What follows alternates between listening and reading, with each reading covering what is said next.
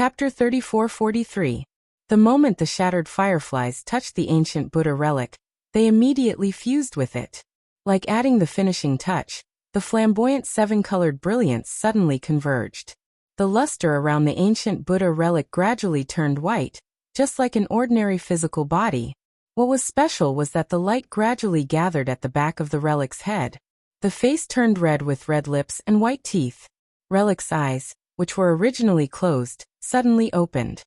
His eyes were first filled with confusion, then clarity, and a look of great enlightenment flashed across his eyes. At the same time, a loud and clear noise resounded throughout the entire passage. Buddhist lights and Sanskrit chants resounded everywhere. Countless heavenly flowers appeared out of thin air and circled around Nali. Numerous heavenly maidens danced in the air along with countless heavenly dragons. Between the heavenly dragon and the heavenly maiden, there were countless flashes of Buddha's radiance. In the Buddha's radiance, there were illusions of small kiliacosms appearing one after another. The Buddha's radiance illuminated these illusions. In the Sanskrit chants, there seemed to be thousands of Buddhas chanting, Namo Great Wisdom Manjushri Bodhisattva. This is what I heard. For a time, the Buddha gave his tree to the Garden of Solitude in the Shiwei Kingdom. Along with 8,000 monks of the Great Bhikkhu, Elder Sariputra, Mahakasyapa, and so on. There were 16 bodhisattvas, mahasattvas, virtuous tribulation, 1,000 bodhisattvas, and Maitreya was at the top. There were also 1,200 bodhisattvas from the other side. The Avalokiteshvara Bodhisattva was the leader. Then the Venerable One of the world entered Samadhi at night. His Samadhi was called All Light. Once he entered Samadhi, his body would emit golden light. Its bright light shone brightly on the Jadori forest, like a golden color, circling around and illuminating the Manjushri room, turning into 7 layers of golden platforms. On each platform, there were 500 Buddha transformation altars. In front of Sherwanshu's room, 507 treasures lotus flowers were naturally born. They were as round as a wheel, with silver as the stem. Amoz's mandala was its platform, and the variegated pearls were its whiskers. Its flowers illuminate the abode of the Buddha. When it exits the abode, it enters the abode of Manjushri. Amitabha ancient Buddha Tsili, who was now like a living person, chanted amidst the Sanskrit chanting. Return to life, true, wonderful and auspicious. I recite according to the teachings of yoga. Body, mouth, mind, karma, vajra, tathagata, 3 secret doors. Practitioners should have the heart of Samantabhadra, and teachers should receive the diamond precepts. Only by being merciful in spite of one's life can one enter the wheel of liberation. Today my merit is complete and I can repay the Bodhisattva's body. He should be called Namo Great Wisdom Manjushri Bodhisattva. Before Manjushri Bodhisattva's voice died away, the light behind him emitted a brilliant Buddha's light. The Buddha's light soared into the sky, ignoring the roof of the Xianshui Palace and the ancient magic formation. It rushed out of the Saint River. It pierced straight through the void. Rumble heaven and earth shook, and the wind and clouds changed colors. Endless power of faith poured out from the Buddha's light like a waterfall. The golden body of the Manjushri Bodhisattva became even more plump and even taller. It didn't stop until it was about 8 feet tall. However, the power of faith didn't stop. It continued to gather like crystal threads and rushed into the light behind Manjushri's head. How could Monk Guzhan not know the cause and effect of this? A bitter smile appeared on his face. He put his palms together and knelt on the ground with difficulty. He had mixed feelings in his heart. Amitabha Manjushri Bodhisattva chanted again and looked up. His eyes were filled with infinite wisdom. The Bodhisattva looked at Guzhan, who knelt on the ground and slightly raised the green lotus in his left hand. A ray of Buddha's light fell and covered Guzhan. Inside the Buddha's light, Guzhan's injuries healed at a visible speed. The power of faith that had disappeared was even more turbulent than before. Then the Bodhisattva waved his right hand, and the sword flashed in the air. The brave and invincible battle puppet was instantly shattered into pieces. The indigo lion that was curled up near Guzhan now had an indigo cloud under its feet, and flew into the air. Manjushri Bodhisattva put away the green lotus and sword and stepped on the indigo lion, sitting cross-legged. The indigo lion roared in the air. As the Buddha's light rose higher, the endless power of faith continued to pour into the light. However, the Buddha's light gradually disappeared and all the strange phenomena disappeared in front of Gu Zhen's eyes. When the Buddha's light disappeared, Xiai Hui, who had attained the Buddha's fruit of Manjushri Bodhisattva of no great wisdom, also left. Gu Zhen knelt on the ground and waited for a long time before he slowly got up. His dim eyes glanced at the messy tunnel, and then fell on the broken battle puppet. He stared at it for a while as if he was recalling the days when he fought with Manjushri Bodhisattva. Then he raised his head and looked at the stone wall where the ancient Buddha Sarira rushed out. He said to himself in a slightly sad voice, "The Bodhi Sarira is really amazing. Since it has attained the fruit in this life, it won't fall into the reincarnation cycle and won't stay in the next life. This Xiai Hui is really scheming." Since he knew that the ancient Buddha Sarira was left by him in his previous life, he waited here for his 9 lives of merit to be fulfilled. He even said that he wanted to give the ancient Buddha Sarira to me. I took the risk to enter this ancient magic formation, and risked my life to get out of the tunnel. It turns out that I've made a wedding dress for someone else. Since Xiai Hui has attained the Buddha's fruit of Bodhisattva, then where is my merit? Could it be that because I'm a Buddhist protector, I don't deserve Xiai Hui's merit? The more Gu Zhen thought about it, the more puzzled he became. His face showed a trace of ferocity. He had forgotten that Xiai Hui had been good to him. Xiai Hui had sensed the origin of the ancient Buddha Sarira, and wanted to fulfill his wish by leading him to this place again and again. Xiai Hui even sacrificed his body at the last moment, and used the secret technique of Xiang Sect to save him. Xiai Hui wanted to help Gu Zhen become a protector. However, Buddha's fate was Buddha's fate. The ancient Buddha Sarira was similar to the Taoist sect's Ningji treasure. If it was Xiai Hui's, it was Xiai Hui's. If it wasn't Gu Zhen's, even if Gu Zhen encountered it, he wouldn't be able to obtain it. If it was fate, they would meet even if they were thousands of miles apart. If it wasn't fate, then so be it. In particular, Xiai Hui gave up her physical body and secretly followed the Buddhist principles. She combined her spiritual wisdom and the Sarira into one. Finally, she achieved success in this life with a single thought. Unfortunately, such a living fruit of a thought and Xiai Hui's mercy didn't wake Gu Zhen up. Instead, it aroused the hostility in his heart and poked at his sore spot, causing him to be endlessly agitated. The hole in the stone wall that the ancient Buddha Sarira rushed out of was huge. Inside, there was a faint Buddha's light flashing. Gu Zhen looked at it for a moment and pondered for a moment. Then he urged the cloud to enter the hole. Behind the stone wall was an even bigger hall. The hall was empty, other than a tall stone pillar in the center of the hall, and a huge oil lamp floating on top of the pillar. There was nothing else. Gu Zhen flew to the top of the stone pillar and looked around. His eyes flashed with astonishment. This was an oval-shaped hall. The surrounding stone walls and the dome above were the same as the stone walls in the tunnel. They were all made of huge green stones. However, what was different was that these green stones didn't glow with the same aqua-blue brilliance as the tunnel. Instead, a layer of Buddha's light overflowed from them. Under the Buddha's light, there were many scenes of the Buddha kingdom engraved on the green stones. In the gaps of the Buddha scenes, there were also many densely packed Sanskrit characters. They were like bats and also like incantations that connected these Buddha pictures together.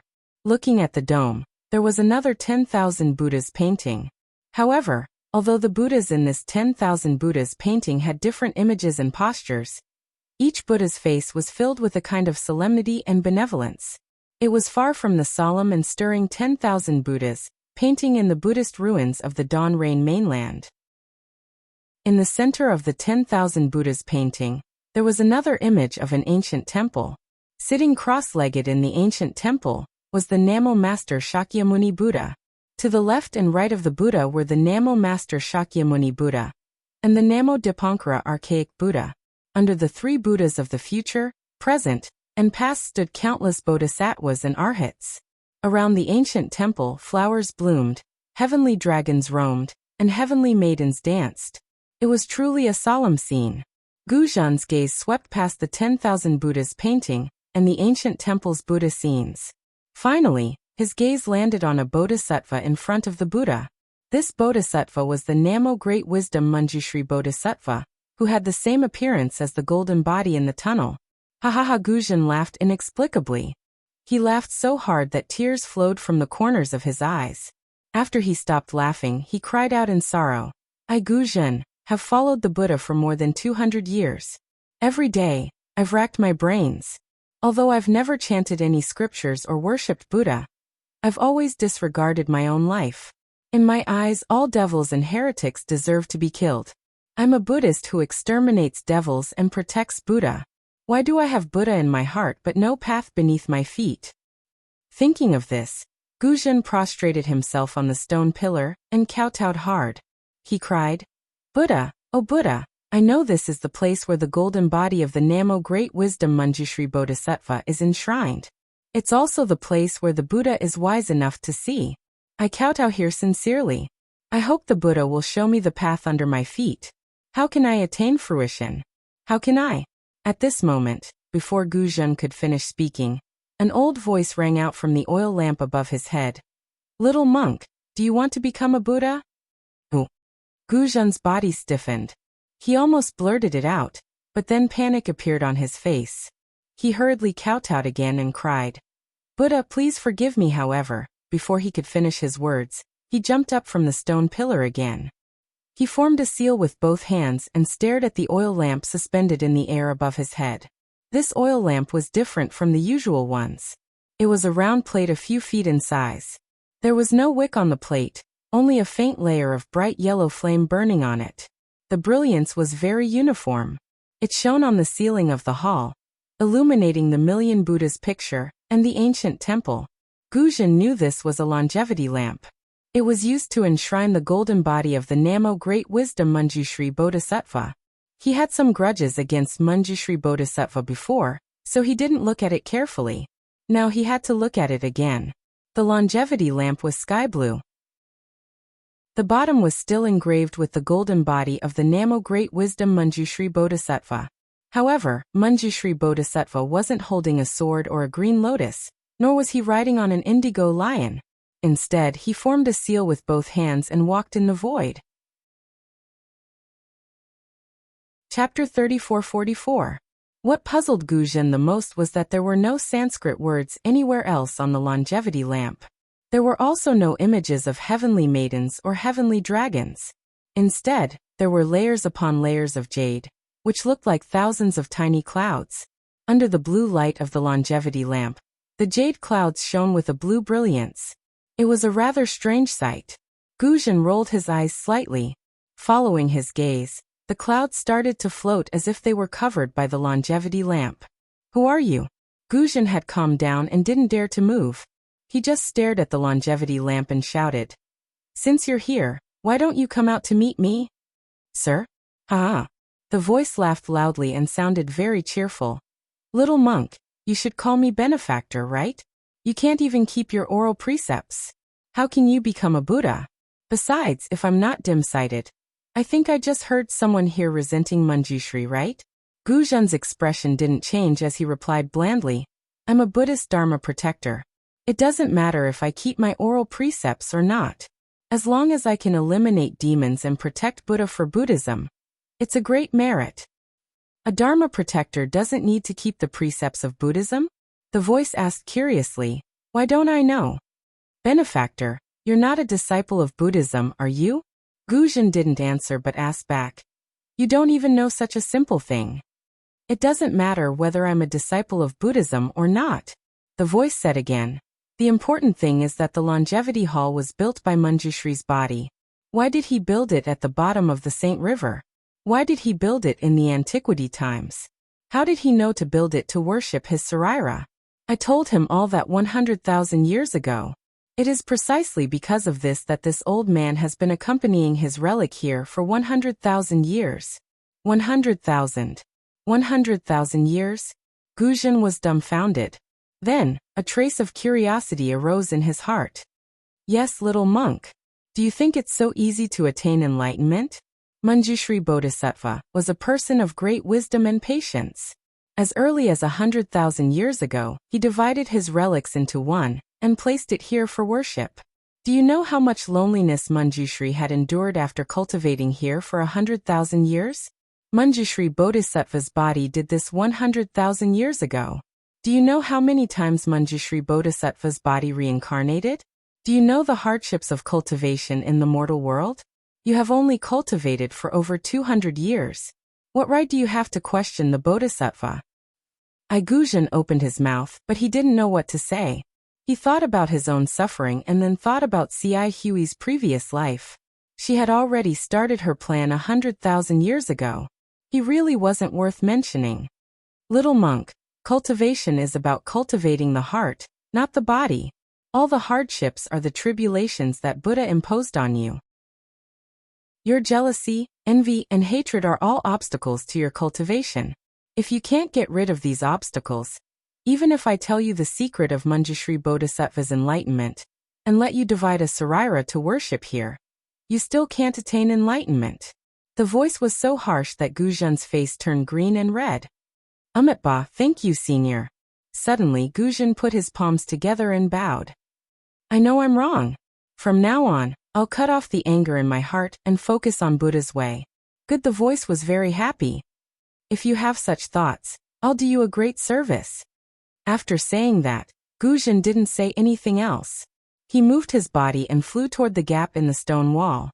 It seemed that he intended to leave. When Gujan came to the edge of the gap, the longevity lamp was still burning. There was no flickering light. It seemed that the lamp didn't care about Gujan's departure. Gujan stepped out of the gap. After a moment of hesitation, he retracted his foot, lowered his head and flew back. When he landed on the stone pillar, he said in a low voice, Senior, I have a question, but I don't know if I should ask it. Gujan's voice didn't come out for a long time. It was as if it had never appeared. Gujan panicked. He spoke again, but there was no response from the longevity lamp. With a plop, Gujan fell to the ground and kowtowed. Senior, I know you're a senior of my Buddhism sect. It was all my fault. I thought this place was the most dangerous place of the mysterious water palace. Senior, your identity is unknown, so I don't dare to believe your words. I left just to test you. Please forgive me. With that, Gujan kowtowed a few more times with a proper attitude. Alas, forget it. The voice seemed to be helpless. Get up. Who am I? Fly up and see for yourself. If you weren't the first bodhisattva to come here in tens of thousands of years, I wouldn't have helped you. Yes, yes. Hearing the voice, Gujan finally felt relieved. However, he still didn't dare to fly up. He smiled and said, Since I know my mistake, I don't know who you are. Senior has accompanied Manjushri Bodhisattva for more than 100,000 years. How can you not be a senior of my Buddhism sect? Even if you haven't shaved your head, you're still a senior in my heart. Shaved my head? Haha. The voice laughed faintly. I want to shave my head, but other than the Buddhist Lord, who can shave my head? Senior. Gujan was shocked. He didn't understand what the voice meant. Little monk, come up and see for yourself. The voice said faintly. Gujan hesitated. He wanted to see the true face of the voice, but he was also afraid that he would be disappointed. Just as he was thinking, the voice said, Little monk, you're truly detestable. Why are you so calculative in your heart? Since you want to get the cultivation method of the sarira from me, why don't you believe me? Now, I'm giving you a chance to see my true face. Why are you afraid that I'll harm you? I don't dare, I don't dare. Gujan trembled slightly and said with a smile, I'm not doubting you, senior. I'm just thinking. I'm a Buddhist Dharma protector. I can't condense the sarira. Without the sarira, they can't contain the karma. All my karma and merits can't follow me to reincarnation. How can I put the sarira here? Oh, when did the Buddhist Dharma protector have such a drawback? The voice was surprised. As far as I know, Manjushri was a Buddhist Dharma protector. How can he worship the sarira here? How can it be? Gujan was shocked and said hurriedly, How can Manjushri be a Buddhist Dharma protector? Little monk, if your heart is blind, could it be that your eyes are also blind? Didn't you see Manjushri's right hand? The voice seemed to be disappointed and asked, What's the use of the sword in Manjushri's hand? Isn't it used to kill demons and protect Buddha? Oh yes, I didn't think of that.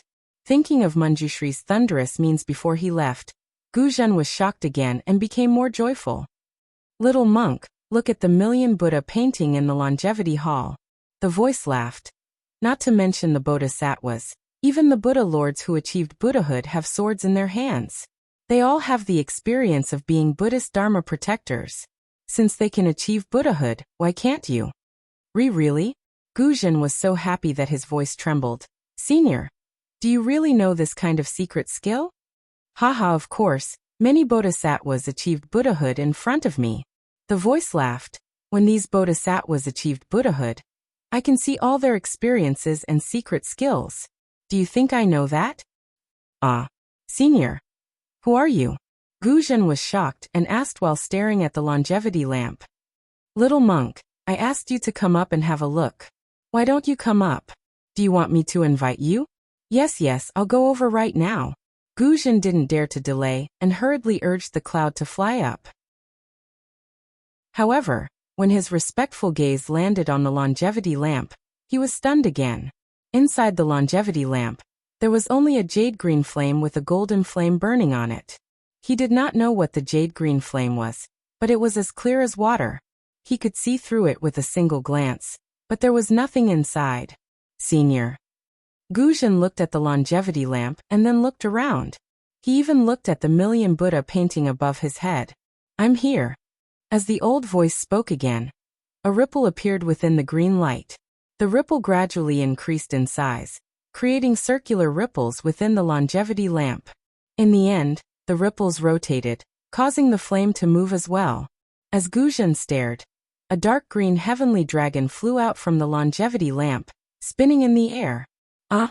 Although Guzhen had already thought of many possibilities, she still couldn't help but cry out in surprise when she saw the heavenly dragon that was exactly the same as the one that flew out when Ci Hui proved the fruit.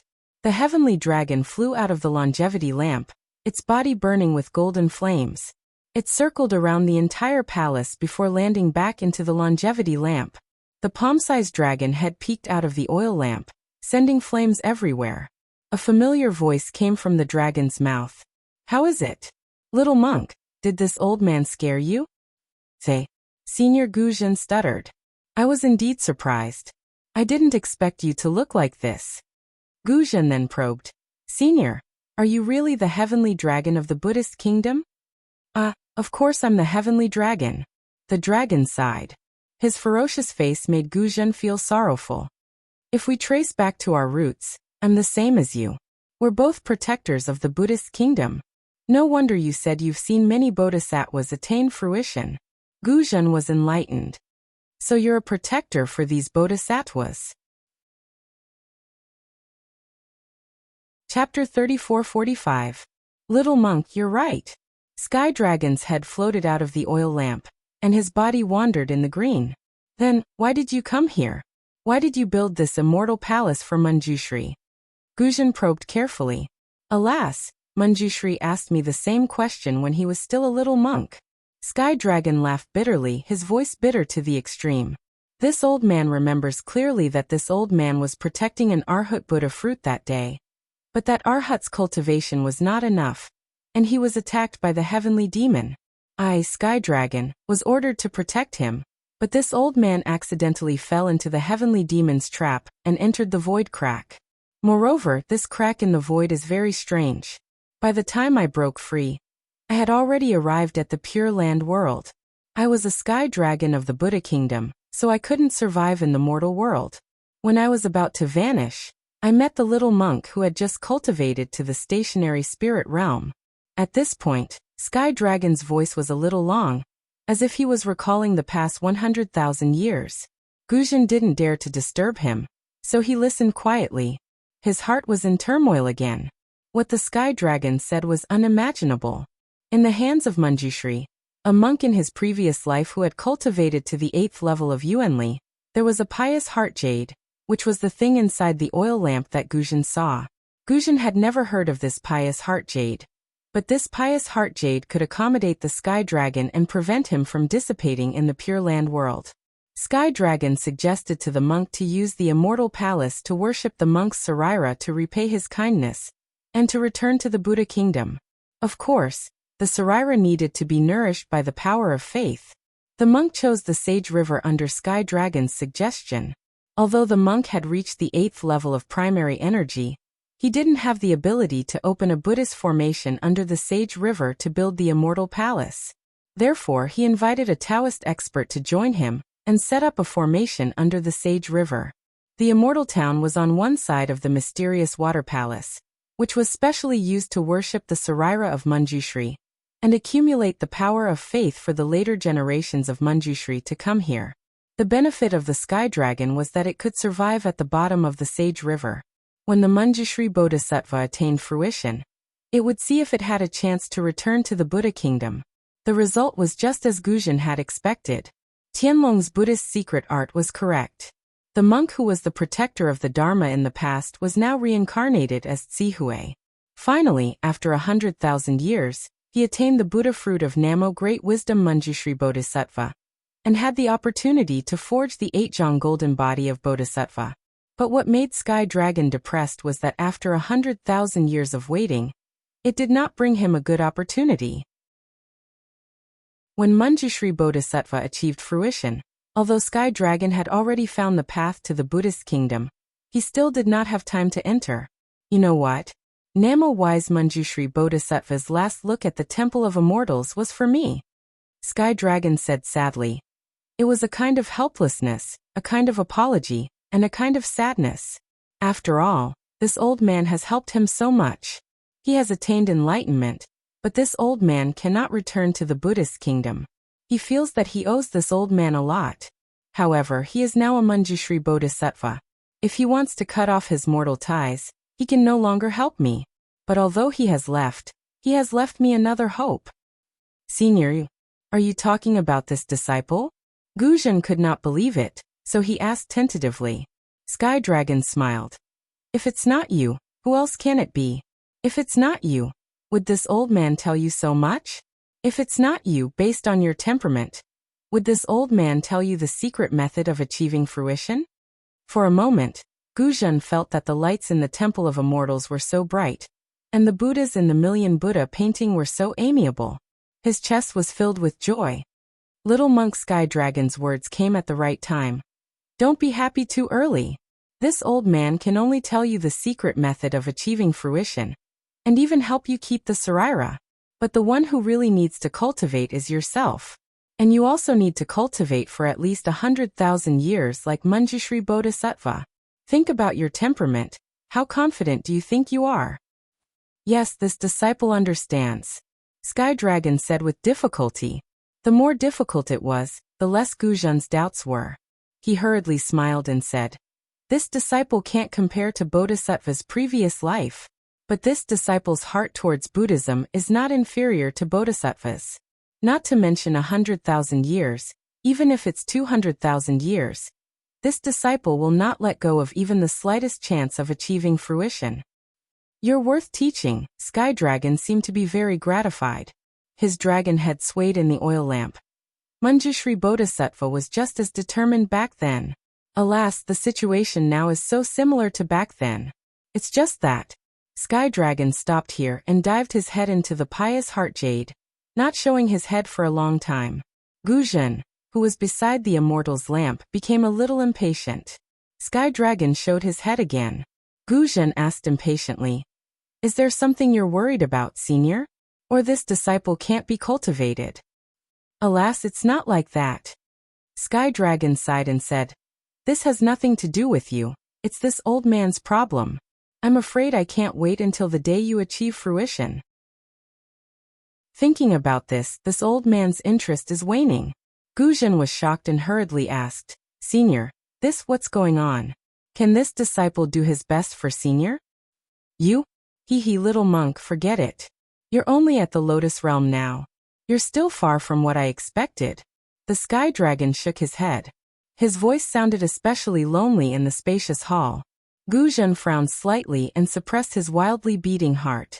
After thinking for a while, he raised his eyebrows and asked tentatively, Senior, are you worried about this pious heart jade? Alas, that's right. Sky Dragon sighed again. Little monk, you're quite considerate. This pious heart jade is what sustains this old man's life. Although I still have a lot of it, I don't know if it can last for 100,000 years. 100,000 years, little monk, not 10 years, 100 years, or even 10,000 years. Senior, why don't you extinguish the flame of the pious heart jade? Gu Zhen said regretfully. If it could be extinguished, wouldn't Sky Dragon have extinguished it long ago?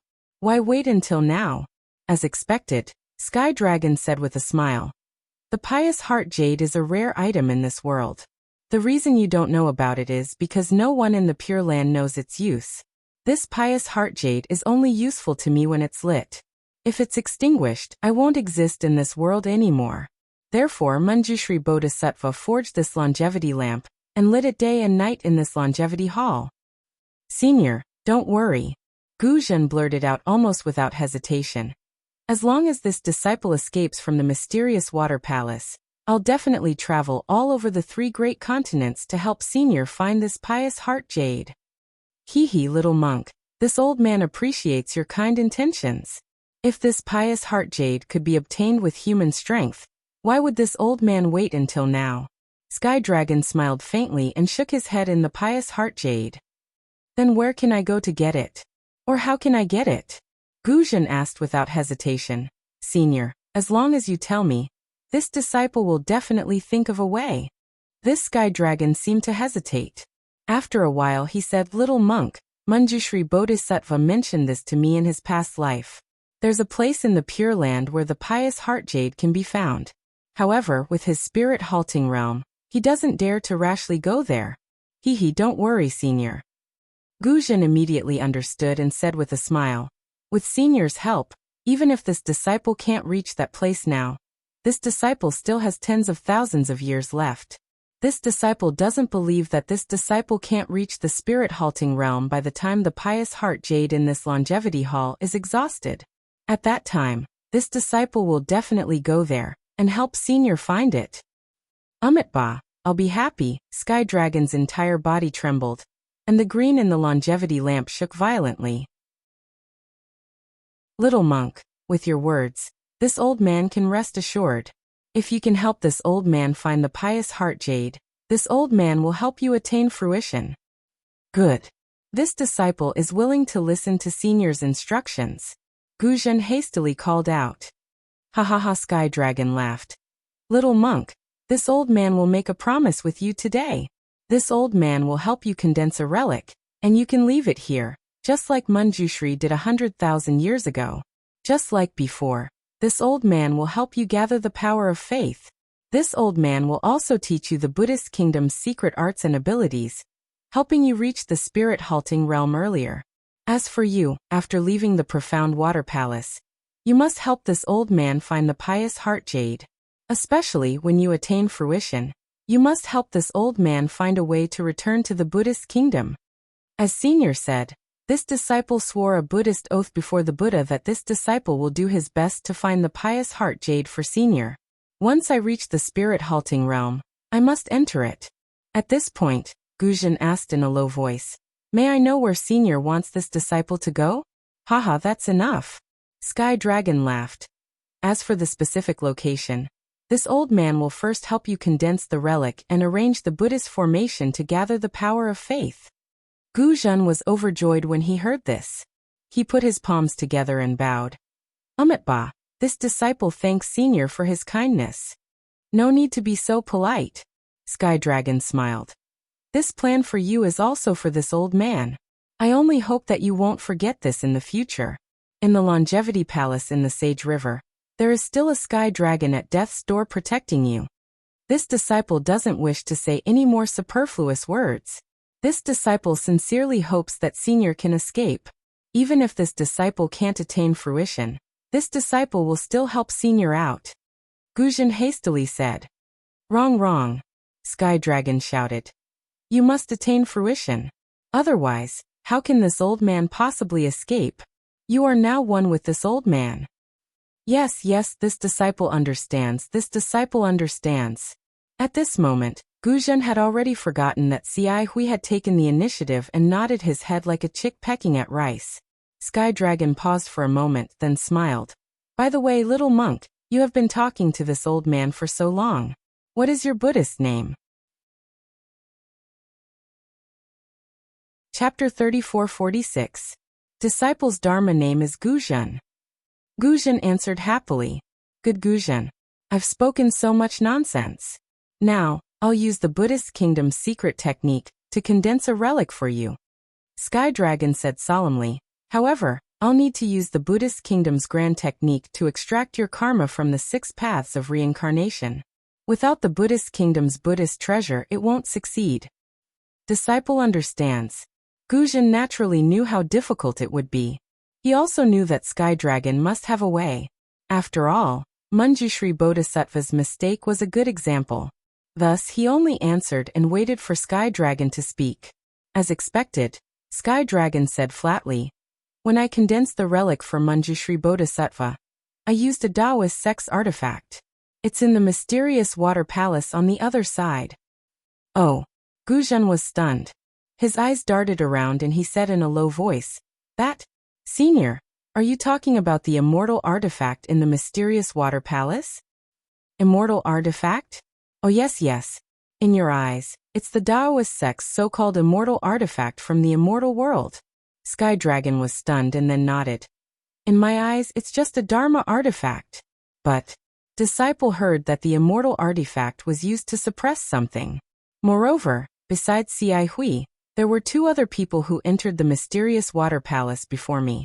One of them was a woman who came here to see if the person she was looking for was suppressed under the immortal artifact. Haha, that's a false rumor. Sky Dragon laughed. That immortal artifact wasn't suppressing anything or anyone. Think about it, if that immortal artifact was suppressing something, could the person she was looking for be suppressed there? If the person she found could be suppressed there, could the immortal artifact still be called an immortal artifact? That immortal artifact was brought here to condense a relic for Manjushri Bodhisattva's predecessor.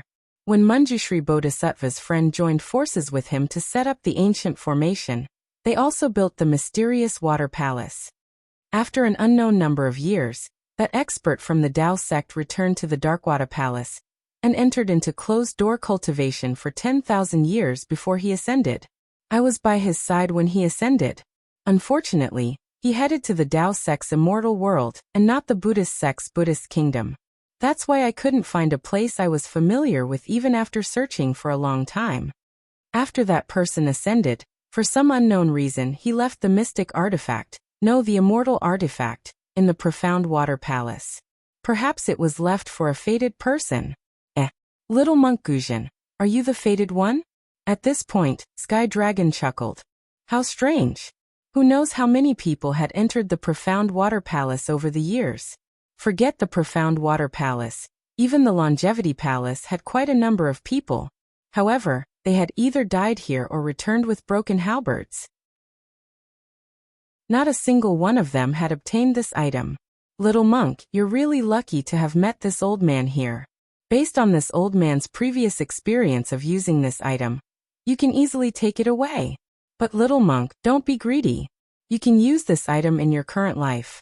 You'll have to return it to me when you return to the West. This old man might have other uses for it. Haha, senior, you think too much? Guzhen laughed. Even if it's an immortal artifact, it belongs to the Tao sect. I'm the Buddhist sect's Dharma protector. What can I do with it? It's up to you. If you want to use it, take it. If you don't want to use it, just put it somewhere far away after this old man condenses your sarira. Sky Dragon was getting impatient. This is your own choice. It has nothing to do with me. Yes, I understand. Guzhen's doubts were all gone. Sky Dragon opened his mouth again, and a thumb-sized jade pearl flew out.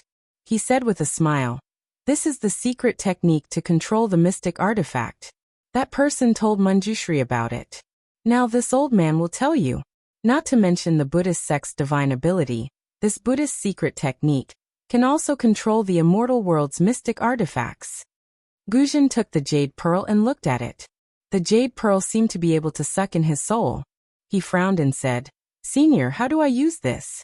"This is a Buddhist treasure refined by Manjushri. You only need to use your Buddhist sense to check it," Sky Dragon said with a smile.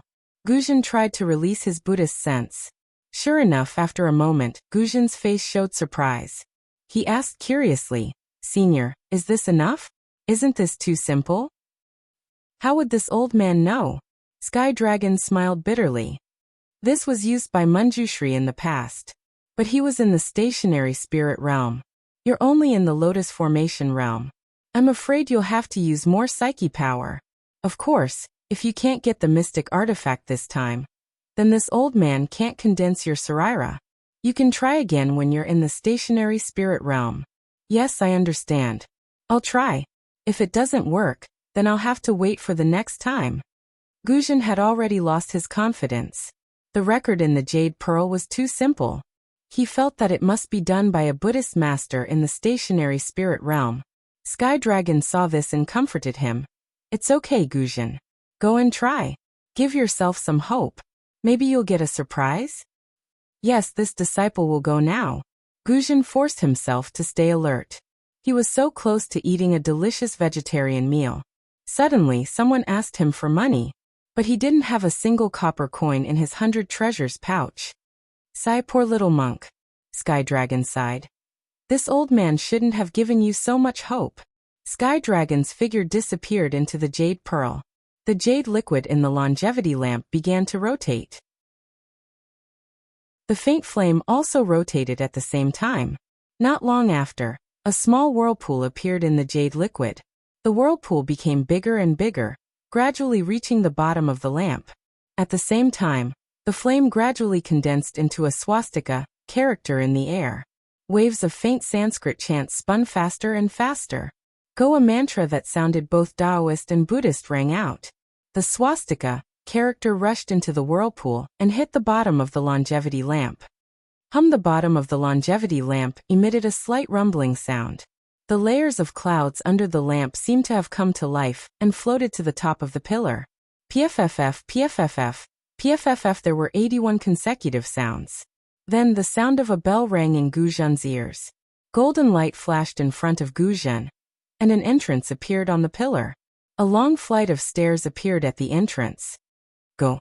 Once you get that magic item, you'll be able to condense a relic. Sky Dragon's voice was a bit hoarse. He didn't show his head from the Jade Pearl. Guzhen was full of joy. He landed at the entrance of the pillar and bowed. This disciple understands. This disciple will be back soon. Guzhen waited for a while but didn't hear Sky Dragon's voice. He knew that Sky Dragon was too tired and didn't want to wait any longer. He looked at the stairs and quickly walked down. After Guzhen left, the longevity hall regained its tranquility. The longevity lamp continued to burn dimly. It was as though Guzhen had never appeared in the first place. There were so many stairs under Guzhen's feet that he couldn't see the end of them. However, he was in such a good mood that he didn't care how far the stairs were. He knew that as long as he walked down step by step, there would be an end to the stairs. At the end, he would be able to fulfill his wish of condensing a relic in his lifetime. According to Guzhen's knowledge, condensing a relic was very simple for arhats who practiced Buddhist magic, because the relic was the foundation of their cultivation. As long as they could step into the dust realm, they would be able to condense a relic. In the future, their Rugu and Brightpool realms could be reflected in the relic. Different Buddhist mantras had different effects. Some could transform into different golden bodies in different realms, and some could trigger different Buddhist divine abilities in different realms, such as heavenly vision, heavenly hearing, and so on. For ordinary monks who didn't practice Buddhist magic, they could also condense a relic if they were proficient in Buddhist Dharma and Zen theory. However, this kind of relic could only be condensed after the monk had passed away. In other words, after the monk had finished his mortal life. The condensation of this kind of relic depended on Buddhist secret magic. The monk couldn't do it by himself. Of course, this was common sense. There were exceptions. Occasionally, there would be senior monks who were proficient in Buddhist Dharma, but not Buddhist magic, who condensed a relic. However, Guzhen also knew that for a guardian like him, even if he was in the Lotus realm, he couldn't condense a relic. This was because he had too many evil creatures in his hands. The resentment of the creatures he killed was enough to drown his relic, making it impossible for him to go further on the path of Buddhist magic. For this reason, in the Buddhist magic, the mantras for the guardians to practice did not allow the bodhisattvas to condense a relic from the beginning. This prevented the karma of killing creatures from affecting the cultivation of later generations. If he wanted to condense a relic, there was only one way. That was to ask a Buddhist master to condense a relic for him like ordinary monks when he passed away. However, the possibility of this kind of relic was too small.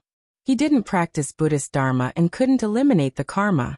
The resentment of the creatures who died in his hands would not only destroy his relic, but also implicate the senior monk who performed the magic. No guardian would ask others to do this, and no one would do this for a guardian. These were all known by the guardians at the beginning of their cultivation.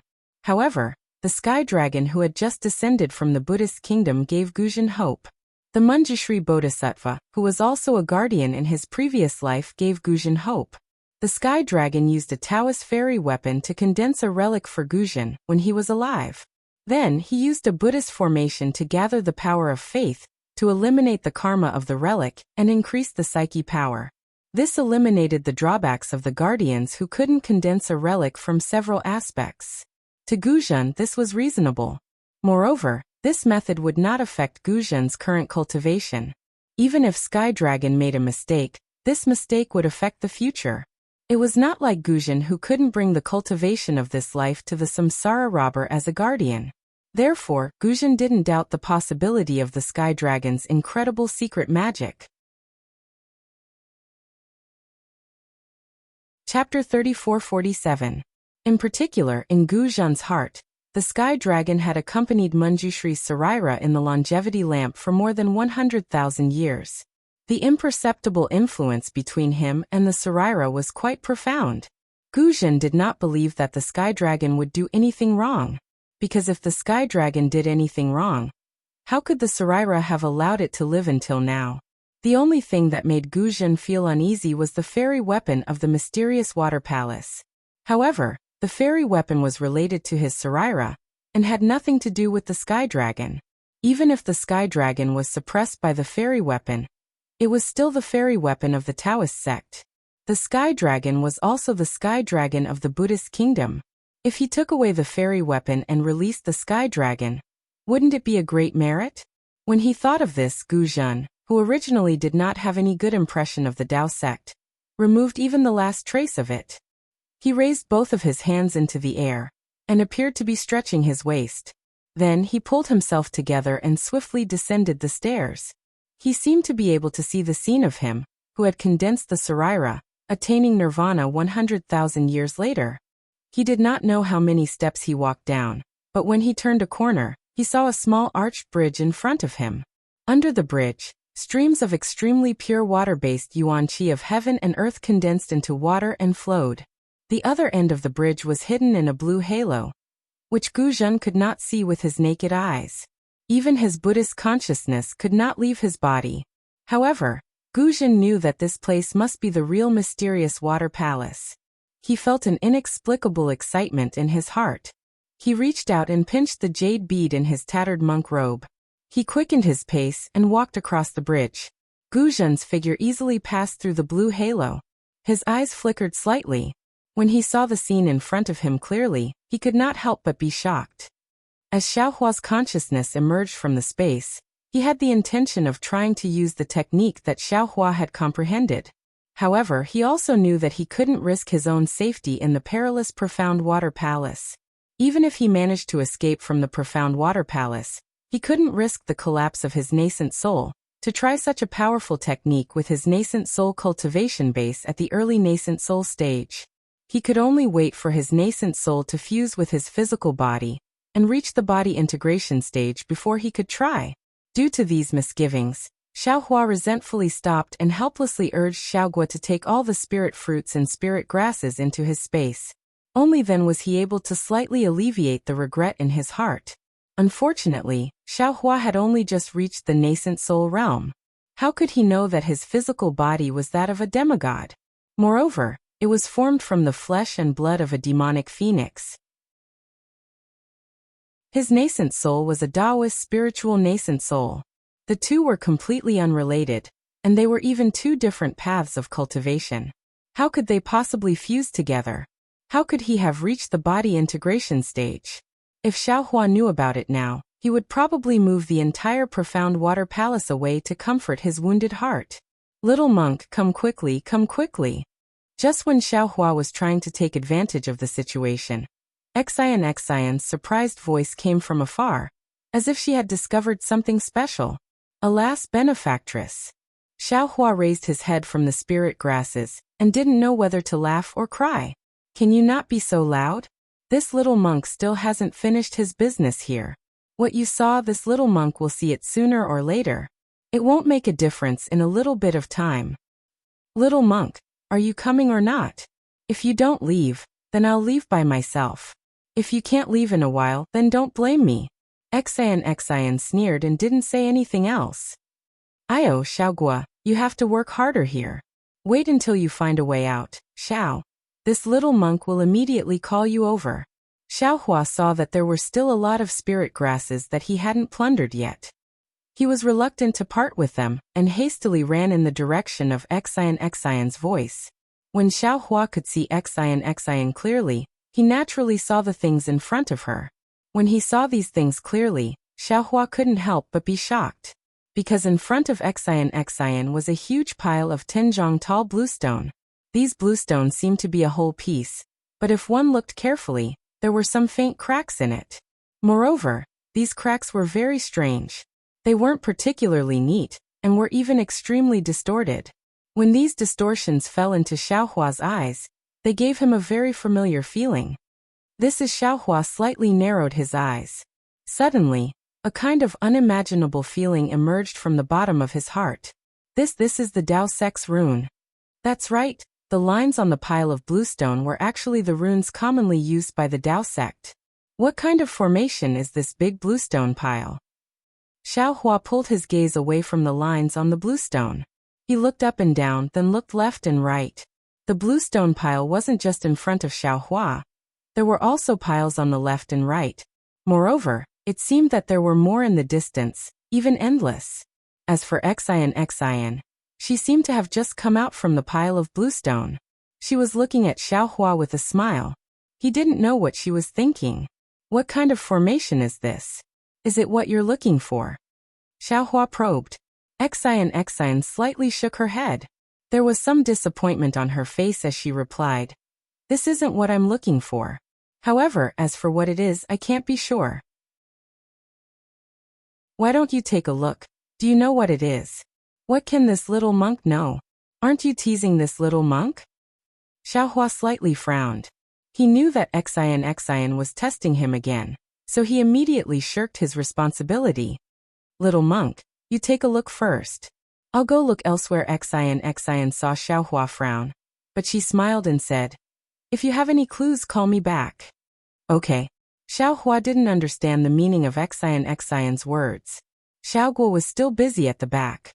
Wasn't he lacking time right now? Therefore he casually agreed.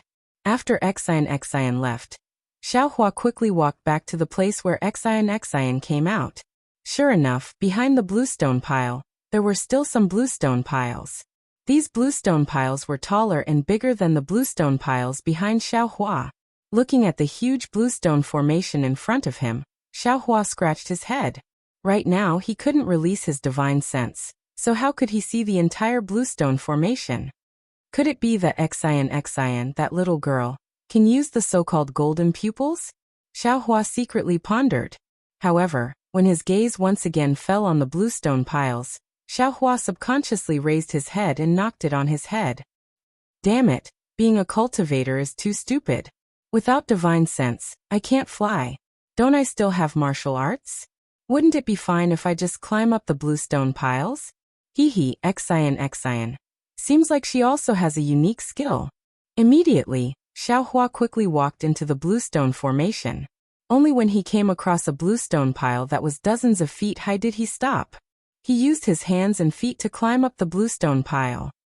Hiss! When Xiaohua reached the top of the bluestone pile, he looked around and subconsciously sucked in a breath of cold air.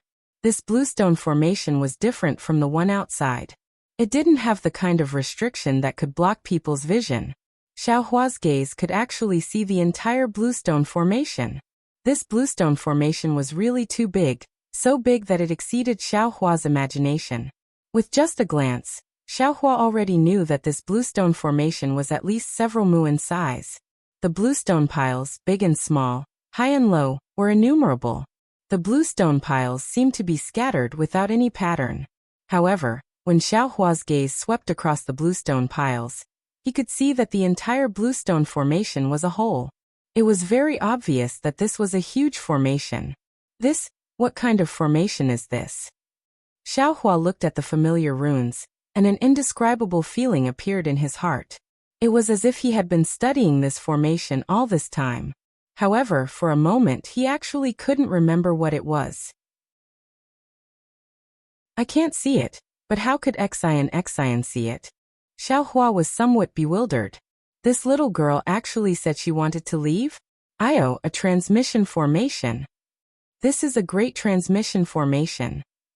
How could there be such a big transmission formation here? Thinking of this, Xiaohua suddenly understood. This was the transmission formation hidden in the Grand Cosmos teleportation token. The reason why Xiaohua didn't recognize it before was that the transmission formations he had seen before were not big. The largest transmission formation should be the one he saw in the Sky Patrol City. That transmission formation was only a few hundred feet long. How could it be compared to the several mu in size? Any random bluestone pile was probably bigger than that transmission formation, right? In an instant, Xiaohua's eyes lit up. He was even more excited than when he saw the large pile of spiritual herbs. Compared to this huge transmission formation, those spiritual herbs were, naturally still spiritual herbs. Fellow Taoist, Xiaohua called out almost casually. However, as soon as he said that, he realized that this wasn't his space. How could the green-robed Xiaohua come out? Immediately, Xiaohua sat down cross-legged and closed his eyes. The information about the transmission formation flowed through his mind little by little. After a cup of tea's time, Xiaohua opened his eyes. At this time, there was a trace of clarity in his eyes. Almost without hesitation, he entered the space with his mind. With a wave of his hand, the Cosmos teleportation token appeared in his hand. Then he smiled and said, "Where is fellow Taoist?" Fellow Taoist just left. What's the matter now? The green-robed Xiaohua appeared in front of Jade Archive Xiaohua very lazily. The expression on his face was as lively as the soul cultivator Xiaohua's. Would fellow Taoist be willing to go out with I? Jade Archive Xiaohua asked with a smile. Very strangely, the green-robed Xiaohua's face suddenly showed a kind of excitement. Even Jade Archive Xiaohua was very excited. Didn't fellow Taoist promise to let that person go out first? The green-robed Xiaohua pointed up with his hand. Obviously, he was talking about the soul cultivator Xiaohua. Jade Archive Xiaohua smiled and said, "That was then and this is now. Today is fellow Taoist's turn to work. Naturally, I'll ask fellow Taoist to go out for a walk." Good, the green-robed Xiaohua clapped his hands and said, "I'll listen to fellow Taoist's instructions. Come out with I." Jade Archive Xiaohua nodded and pulled the green-robed Xiaohua out of the space with his left hand. Chapter 3448. When Xiaohua opened his eyes again, the nascent soul in his lower dantian had already crawled out from the top of his head. To Xiaohua's surprise, although he could sense the nascent soul's existence, he couldn't see it with his naked eyes. In other words, his nascent soul was the same as the golden core in his lower dantian. It couldn't be sensed by others and could only be sensed by himself. However, when the invisible nascent soul emerged from the top of Xiaohua's head, its eyes were far less agile than when it was in the void. Even its limbs were stiff. Its small head turned left and right in a daze, just like an ordinary child's doll. Fellow Taoist Xiaohua could naturally sense this situation. He asked with a smile, "Are you not used to it?" "I'll let you know." The nascent soul said softly, "Indeed. This body is like a prison, making I feel very uncomfortable. I don't have the freedom I had before." Actually, Xiaohua said with a smile, "The ancients have a good saying. The people in the city look at the beautiful scenery outside the city and think of all kinds of ways to get out. The people outside the city look at the prosperous life in the city and think of all kinds of ways to get in. This city gate is the clash of two different ideas. Fellow Taoist, you have a good life inside. The world is vast, and you can do whatever you want. But here, although there is a lot of vitality, there are also many restrictions. Fellow Taoist, you can't do whatever you want.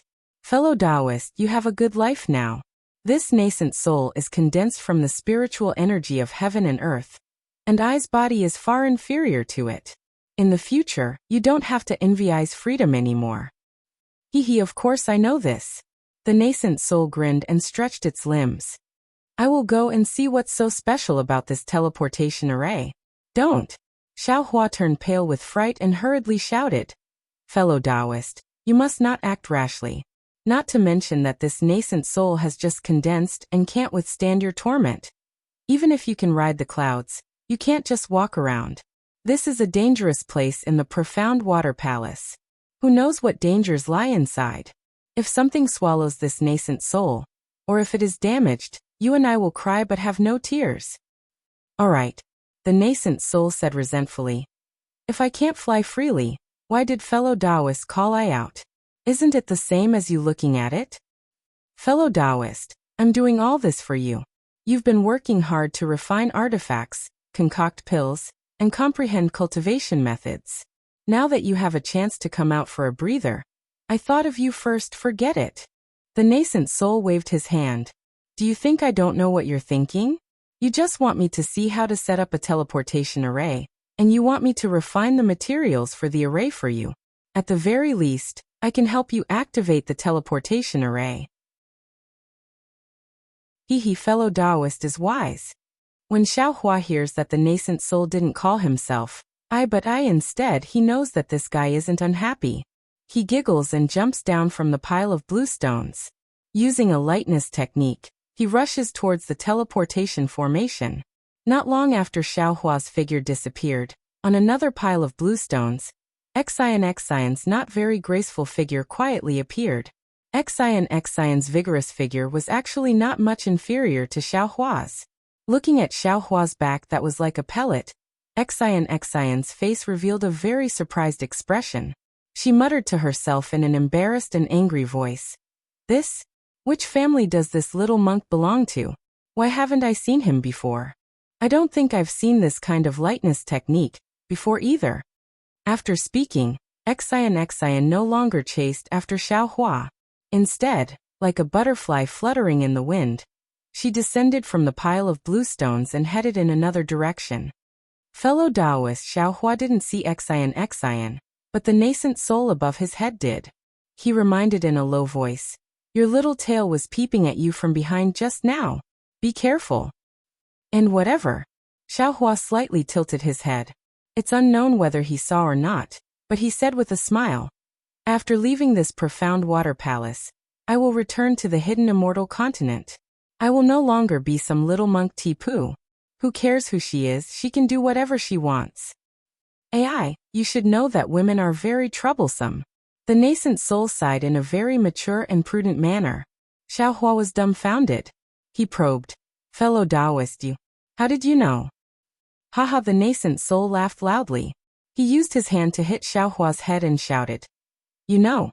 I naturally know. Xiao Hua heard this and his face immediately turned green. Fellow Taoist is angry. The nascent soul laughed. Fellow Taoist is I is fellow Taoist. How can it be the same?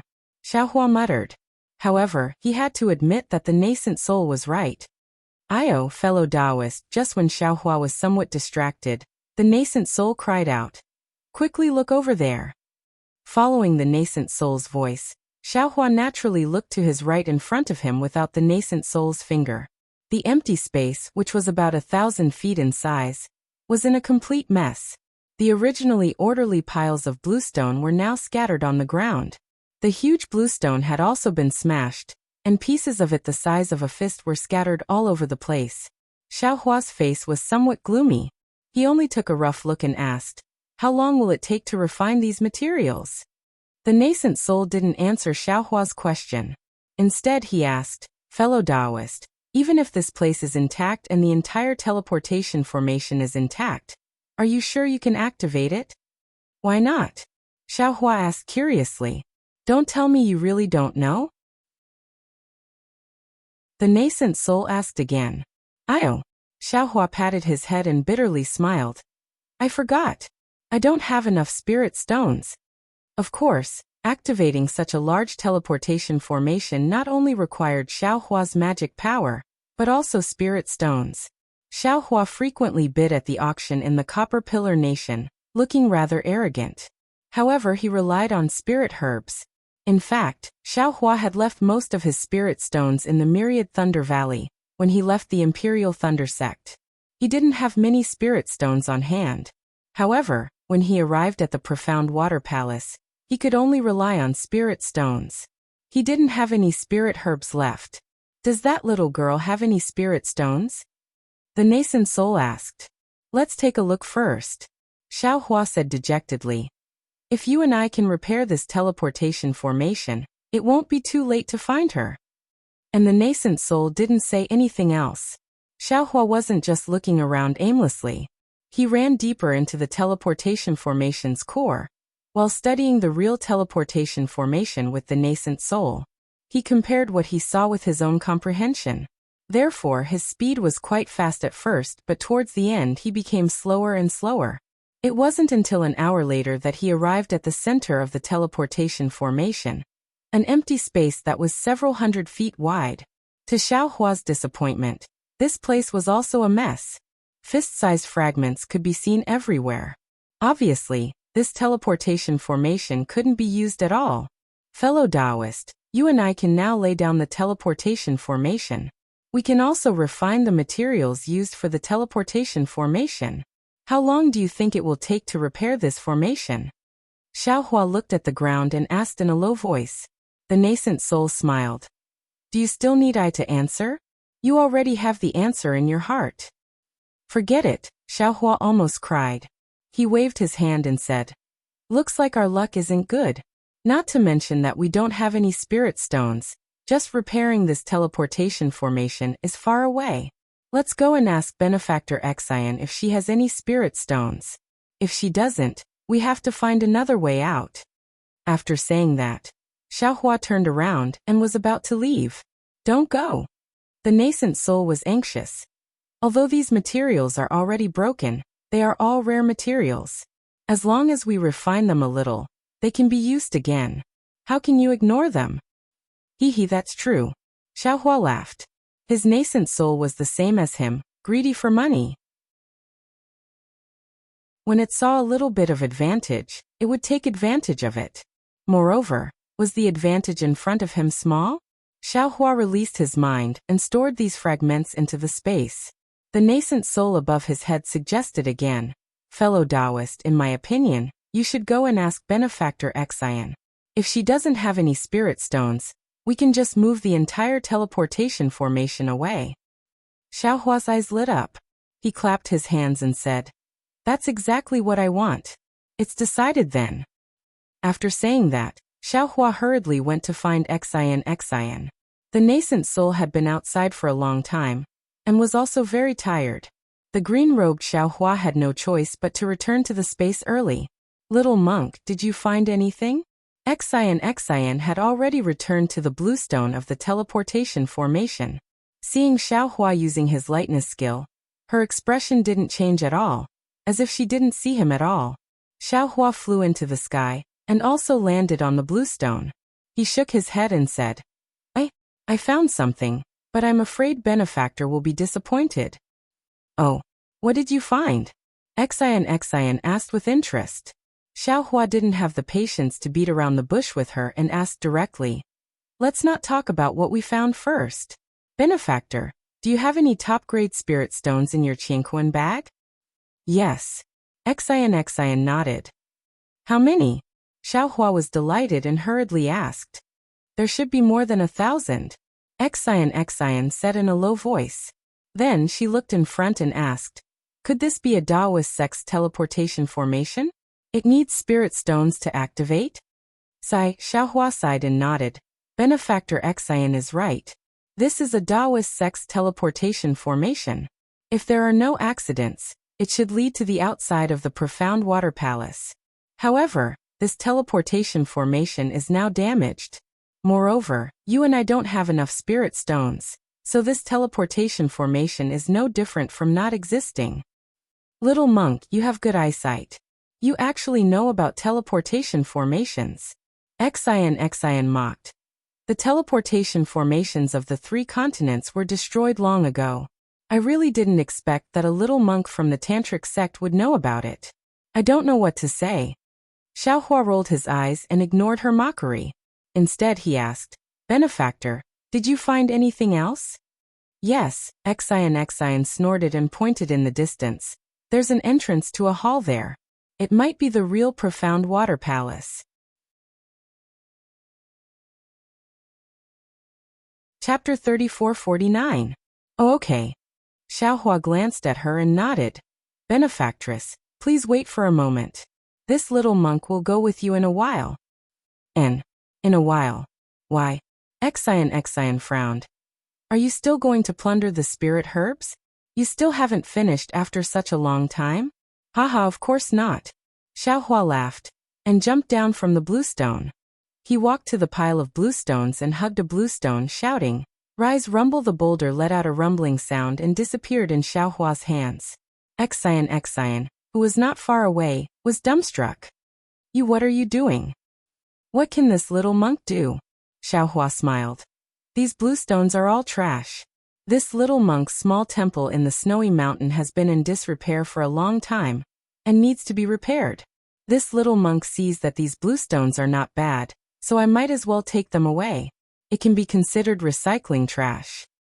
Xian raised her hand and pointed at Xiaohua. She had never seen a monk as stingy and greedy as Xiaohua. After saying you a few times, she weakly said, Can't you buy some stones and the like near the Great Snow Mountain? Cough cough, my tantric sect's small business doesn't have any extra money, Xiaohua cried. Now this little monk is the only one left. This little monk has no choice but to be careful. I have primeval stones here. Can I give them to your tantric sect? Xian shouted in exasperation. Don't, this little monk is poor but ambitious. I won't accept a reward without any effort.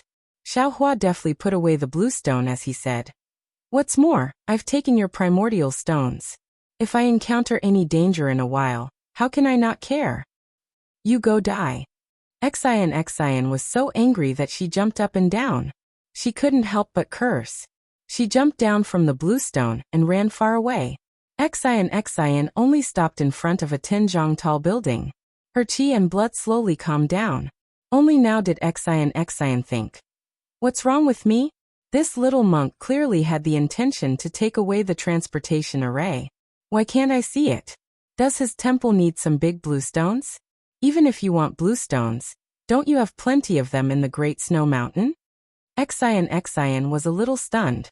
She looked at the indistinct transportation array in the distance, then looked at the 10-zhang tall tower not far away. She suddenly felt a little cold, and couldn't help but tighten her palace dress. An inexplicable regret rose from the bottom of her heart. She raised her head again, and looked at the distant sky, her gaze a little lonely. After a full 2 hours, Xiaohua, who was beaming with joy, walked over with quick steps from afar. From afar he said with a smile, I've made Benefactress wait for a long time.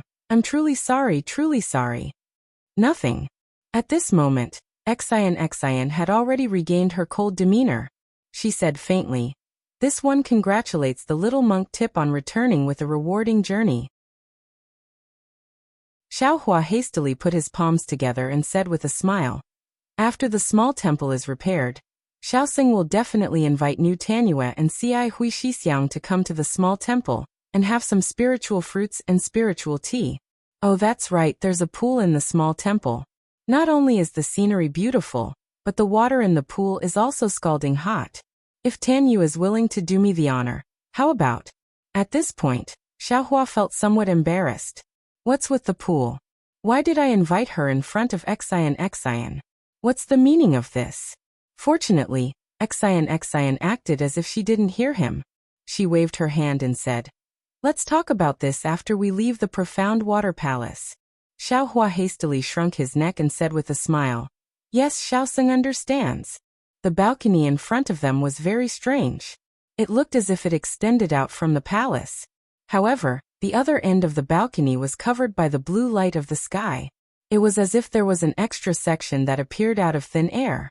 What was special was that other than the white jade stairs in front of Wuxia, there was also a building above the stairs that looked like a corridor. In the middle of the building, there was a rather large bulge that looked a little out of place. However, no one would dare to underestimate any strange place in the dangerous profound water palace. As soon as Xiaohua set foot on the steps, he had already felt somewhat uneasy. He had a feeling that there would be some trouble inside the balcony. New Tanua. Xiaohua couldn't help but whisper. Is there no other entrance besides this balcony nearby? If there is, Xiao Sung can go look for it himself. Wuxia didn't turn her head. She said coldly, when Xiao Sung found this place with great difficulty, some people were still filling their pockets. Do you think some people have the right to ask where to go? Hee, of course not. Xiaohua said vehemently. This is all thanks to Wuxia Tanua. Who dares to say no? Wuxia didn't expect Xiaohua to answer like this. She snorted coldly and said no more.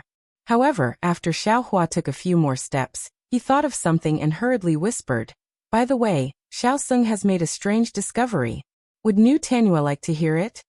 If Xiaohua had only said that he had a question, or if he had something to say, Wuxia might have blocked him with a sentence, not allowing Xiaohua to speak. However, Xiaohua said that it was a strange discovery. Wuxia couldn't help but say, let's hear it. Did Wuxia Tanua notice it? We're not the first to arrive at the profound water palace. There must be many others before us. Of course. Wuxia replied grumpily. The ancient array under the Sage River isn't unknown to begin with. It's just that many people come in and few go out. It's long become a dangerous place. Very few people have come here in the last 1,000 years. But why Xiaohua's words exposed his true nature? Those who died here didn't leave their Qiankuan bags? You're only thinking of taking advantage of others. Wuxia became angry again. Her voice was a bit loud. Didn't you see the river water in front of the profound water palace? Presumably, when the river water flooded the profound water palace, this place was also flooded. Even if some people died here, their corpses were washed into the Sage River by the river water. If you want to find them, you can go to the bottom of the river to look. That. Xiao Sung was just saying that it was strange. Xiaohua muttered. Why are you so angry? Wuxia rolled her eyes at him and asked. What are the bones for? Seeing that Wuxia didn't regard him as an outsider, Xiaohua was a bit puzzled. He shrugged and replied indifferently. Xiao Sung really doesn't know. I've never seen a monk as greedy as you in the Pure Land world. Wuxia lectured him with a bit of resentment. Monks rely on their feet to walk, and those who eat rely on offerings. How can they use money? You got so many spiritual herbs. Alas, I won't talk about it. At this point, Xiaohua didn't say anything. Wuxia also felt that she was too long-winded.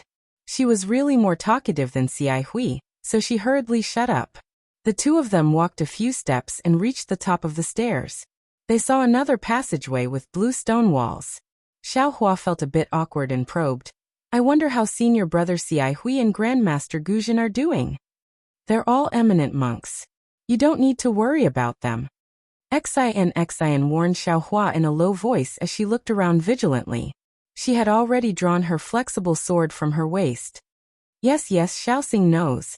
Even Xiaohua didn't seem to understand the meaning of they in Wuxia's words. After walking for a long time, seeing that the passage was quiet and only the footsteps of the two people could be heard, Wuxia's heart became more and more uneasy. She couldn't help but scold. Xiao Sung, where's your Buddhist treasure? Didn't you have a stick in the passage before? Xiaohua had always wanted to hide his identity. When he heard Wuxia mention the wishful wand, Xiaohua waved his hand and took out a magic wand and said, It's here. Devil tool?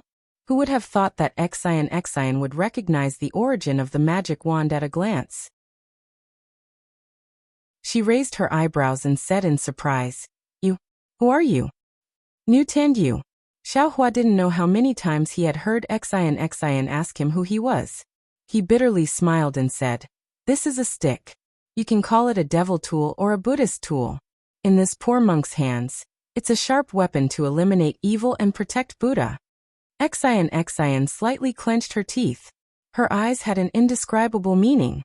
She stared at Xiao Hua and said, "You didn't learn anything from Ci Hui. This ability of yours has the tendency of the student surpassing the master." Xiao Hua was stunned. He blinked his big eyes, but the confusion in his eyes was even thicker than when he was small. However, before Xiao Hua could think more, the two people had already arrived at the bulge in the middle of the building. Looking from the inside of the passage, it was a circular dome. The dome was the same as the passage, blue in color. However, within this blue color, there were some densely packed silvery white colors. These silvery white colors flickered slightly like the stars in the sky. It looked very beautiful. Xiao Hua glanced at the sky, and then looked forward. Xian was different. After glancing at the sky, she didn't want to look away. She didn't even move her feet. She stared at the sky and her eyes were filled with joy. Xiao Hua was somewhat puzzled, but he didn't disturb her. He walked a few steps forward until he was in front of Xian's head. It wasn't until they were almost out of the dome that he opened his mouth and said, "Nu Tanyu, it's better to go out and look at the stars. There's no moon here, and there's no one to accompany you. How boring." "Ai, that's right. Every day, I see thousands of stars surging endlessly. Every star is like a lively person. I envy them very much. Their life is different every day. It's as colorful as their starlight. How I want to be like them, free and unrestrained." Xian let out a long sigh and said softly, rather than saying it to Xiao Hua, it was better to say it was her own self-pity. "Ai, pitiful child." Xiao Hua naturally knew that Xian, a woman born in the world of Confucian cultivators, had always been restrained. This kind of sadness of admiring flowers and playing with the moon was natural. He only curled his lips and expressed a bit of sympathy. Chapter 3450. Xian's eyes were a little blurred. She vaguely felt that the stars were moving slowly, but she did not care. However, after a while, Xian suddenly woke up and hurriedly looked again. Sure enough, the thousands of silver dots were moving. Xian was stunned for a moment, but the faces of the silver dots were vaguely visible. They were strange insects flashing with silver brilliance. The strange insect was the size of a fist, and its whole body was flat like a gourd.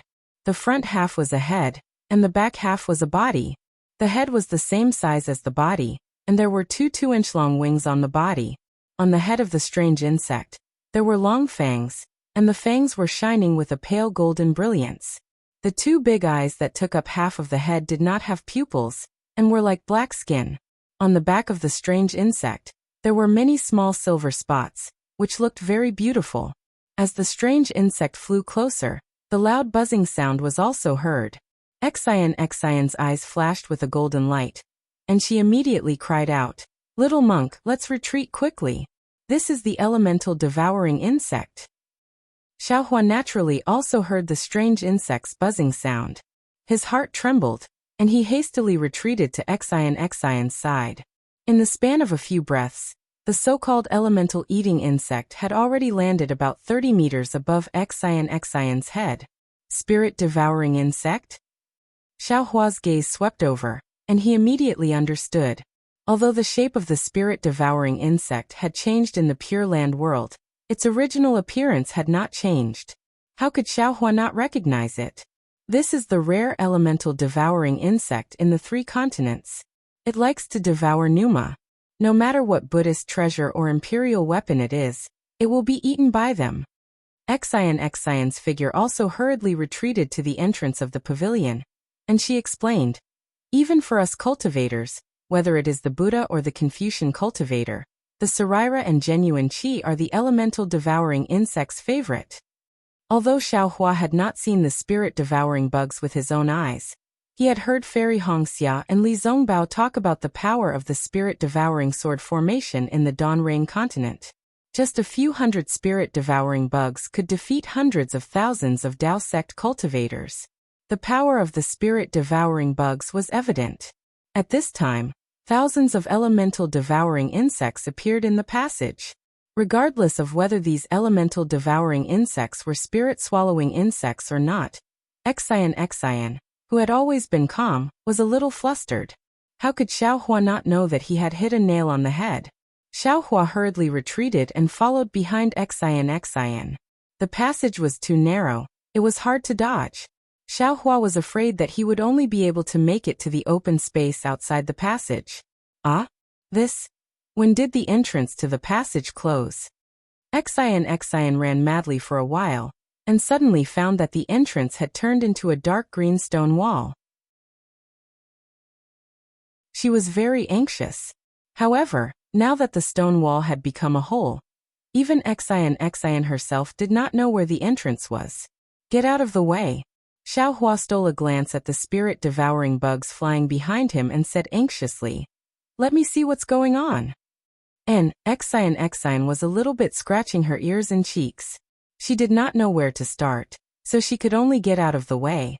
Xiaohua walked in front of Xian and made a seal with both hands. With a loud shout, the Buddha seal fell on his forehead and the delusion breaker Dharma eye slowly opened. Heaven's eye? Xian's eyes were a little straight. She had always doubted Xiaohua's identity, but she did not expect Xiaohua to be proficient in the heaven's eye of the six senses of Buddhism. Swish! Just when Xian was puzzled, there was a sound like raindrops behind her. Xian hurriedly looked back again, only to see thousands of elemental devouring bugs swarming over like frightened bees. Xian looked at Xiaohua's slightly short figure and gritted her teeth. She threw the soft sword in her hand and made a sword sign. The soft sword immediately turned into a waterfall and rushed toward the swarm of bugs. Woo! Like a gust of wind, where the soft sword passed, dozens of elemental devouring bugs fell to the ground. Except for a few elemental devouring bugs that were still struggling to fly, the other elemental devouring bugs were dying on the ground and could no longer fly. Seeing this, Xian, whose heart had been in her mouth for a long time, could not help but breathe a sigh of relief. Obviously, these elemental devouring bugs were different from the rumors. "Little monk, don't worry, take your time," Xian said with a smile. "The elemental devouring bugs here seem to be different from what I thought. They are not very difficult to deal with." At this moment, Xiaohua didn't have the time to pay attention to Xian's words. In his eyes, there was a vast ocean of blue. Within this ocean of blue, there were many runes flowing like water. From time to time, these runes would collide with each other and unexpectedly produce an even stronger brilliance. Within this brilliance, new runes would appear. What kind of Dharma array is this? It can actually move and change on its own? Xiaohua was greatly alarmed. At this time, he was no longer in a hurry to find the entrance in this seamless Dharma array. He hurriedly looked at other places. The more Xiaohua looked, the more alarmed he became. This Dharma array was far beyond his imagination. The entire passage was a complete whole. The countless water-based world energy of heaven and earth seemed to be endlessly pouring into it. As the world energy flowed, the runes of the entire passage's Dharma array also changed. Xiaohua's previous method of inserting the jade talisman into the Dharma array to break the Dharma array could not be used here. Moreover, when faced with such a strange Dharma array, Xiaohua had no confidence in finding the flaw of the Dharma array. Damn it, it really is an ancient Dharma array. Xiaohua was completely convinced. He now understood what it meant by, "There is always someone better than you" meant. This profound water palace was built under the Saint River. The world energy of heaven and earth in the entire Saint River can be used by the profound water palace. If I can't find the flaw of the Dharma array and forcefully break it, it's tantamount to going against the entire Saint River. Clang! Just as Xiaohua was deep in thought, another golden sound came from behind him, resounding through the entire passage. Xiaohua knew that Xian had activated her sword. However, since Xian didn't say anything, he didn't turn around either. He activated his Dharma eye again, and a faint silver-white beam of light shot out from his Dharma eye. It shot straight into the jade-green light. Since Xian did not speak, Xiaohua thought that she was fine and could resist the spirit-swallowing bugs. However, at this time, Xian really had an unspeakable suffering. In just one wave, Xian's flexible sword had cut down dozens of elemental devouring insects. However, when she waved the flexible sword a second time, although the ribbon had swept away many elemental devouring insects, it was also surrounded by elemental devouring insects. Just as the legends said, elemental devouring insects love to control weapons and Buddhist weapons. Hundreds of elemental devouring insects swarmed onto the ribbon. Waves of rustling sounds like silkworms swallowing mulberry leaves could be heard. The golden brilliance on the flexible sword became increasingly faint. Xian didn't dare to be negligent, and hurriedly urged her true chi. Thousands of sword lights appeared on the ribbon, and although these sword lights killed many of the elemental eating insects, it also attracted even more elemental eating insects.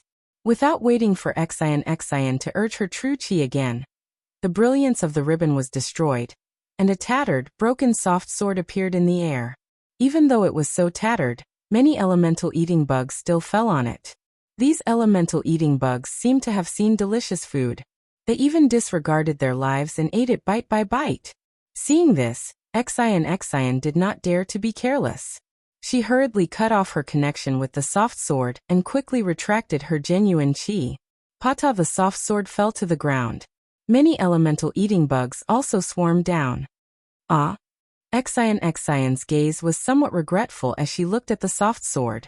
This soft sword had been with her for many years. In her heart, she was quite reluctant to part with it. However, when her gaze fell, she could not help but be shocked. She saw that on the ground, besides the broken sword, there were also a few struggling elemental eating bugs scattered around the broken sword. The elemental eating bugs that were killed by Xian earlier had disappeared without a trace. Xian was shocked.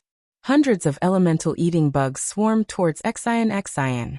Xian could now clearly see the fangs of the closest elemental eating bug. Xian hurriedly stretched out her hand and was about to pull out the golden hairpin from her hair bun.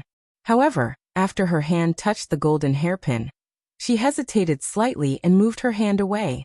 Then she patted the top of her head. Kung! It was the sound of a golden chime that Xiaohua heard.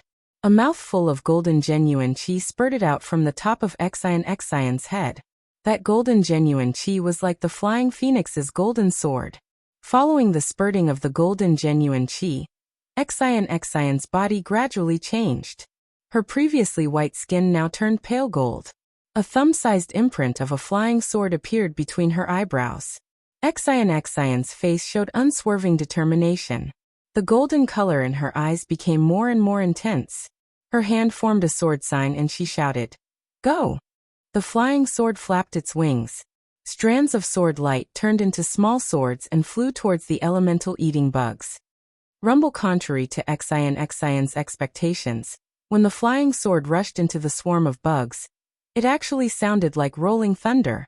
The entire passageway shook along with it.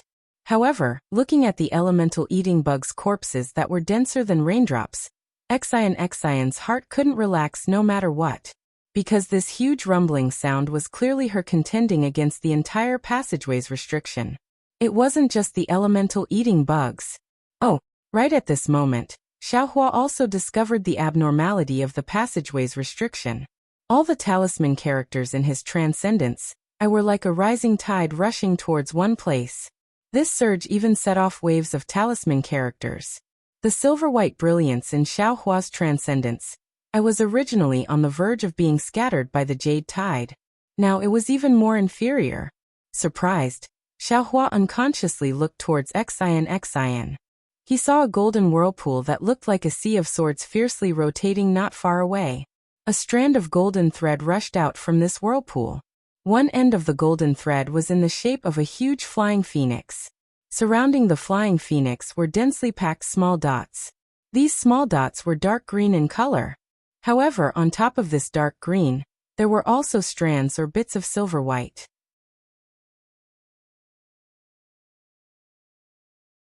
Chapter 3451.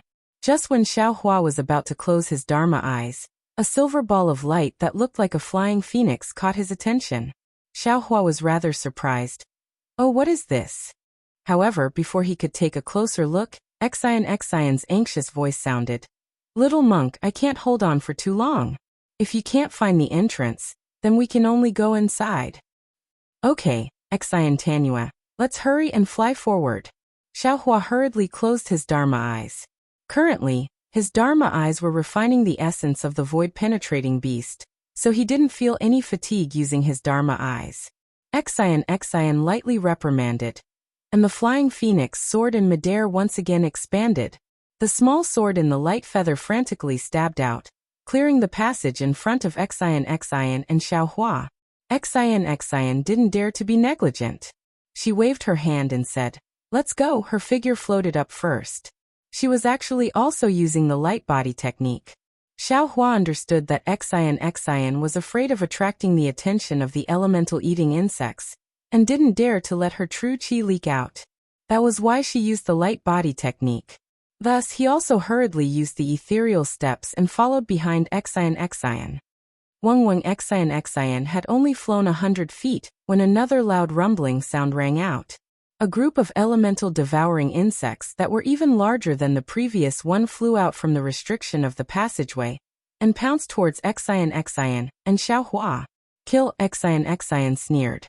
The flying phoenix sword flying above her head once again streaked across the air, and layer after layer of elemental eating insects fell down. However, Xian clearly saw that the number of elemental eating insects killed by this sword was 40% less than before. If Xian could see it, how could Xiao Hua not know? Xian, these elemental eating insects seem to be related to the formation. It's not easy for us to tangle with them. Let's leave. Xiao Hua whispered. Xian opened her mouth. Her voice was like a golden chime, very cold. Only you know. Do you think I can't see it? If you don't speak, I won't know if you're mute. Hurry up and run. Xiao Hua shrunk his neck. He didn't know why Xian was so cold. The ethereal steps under his feet sped up again.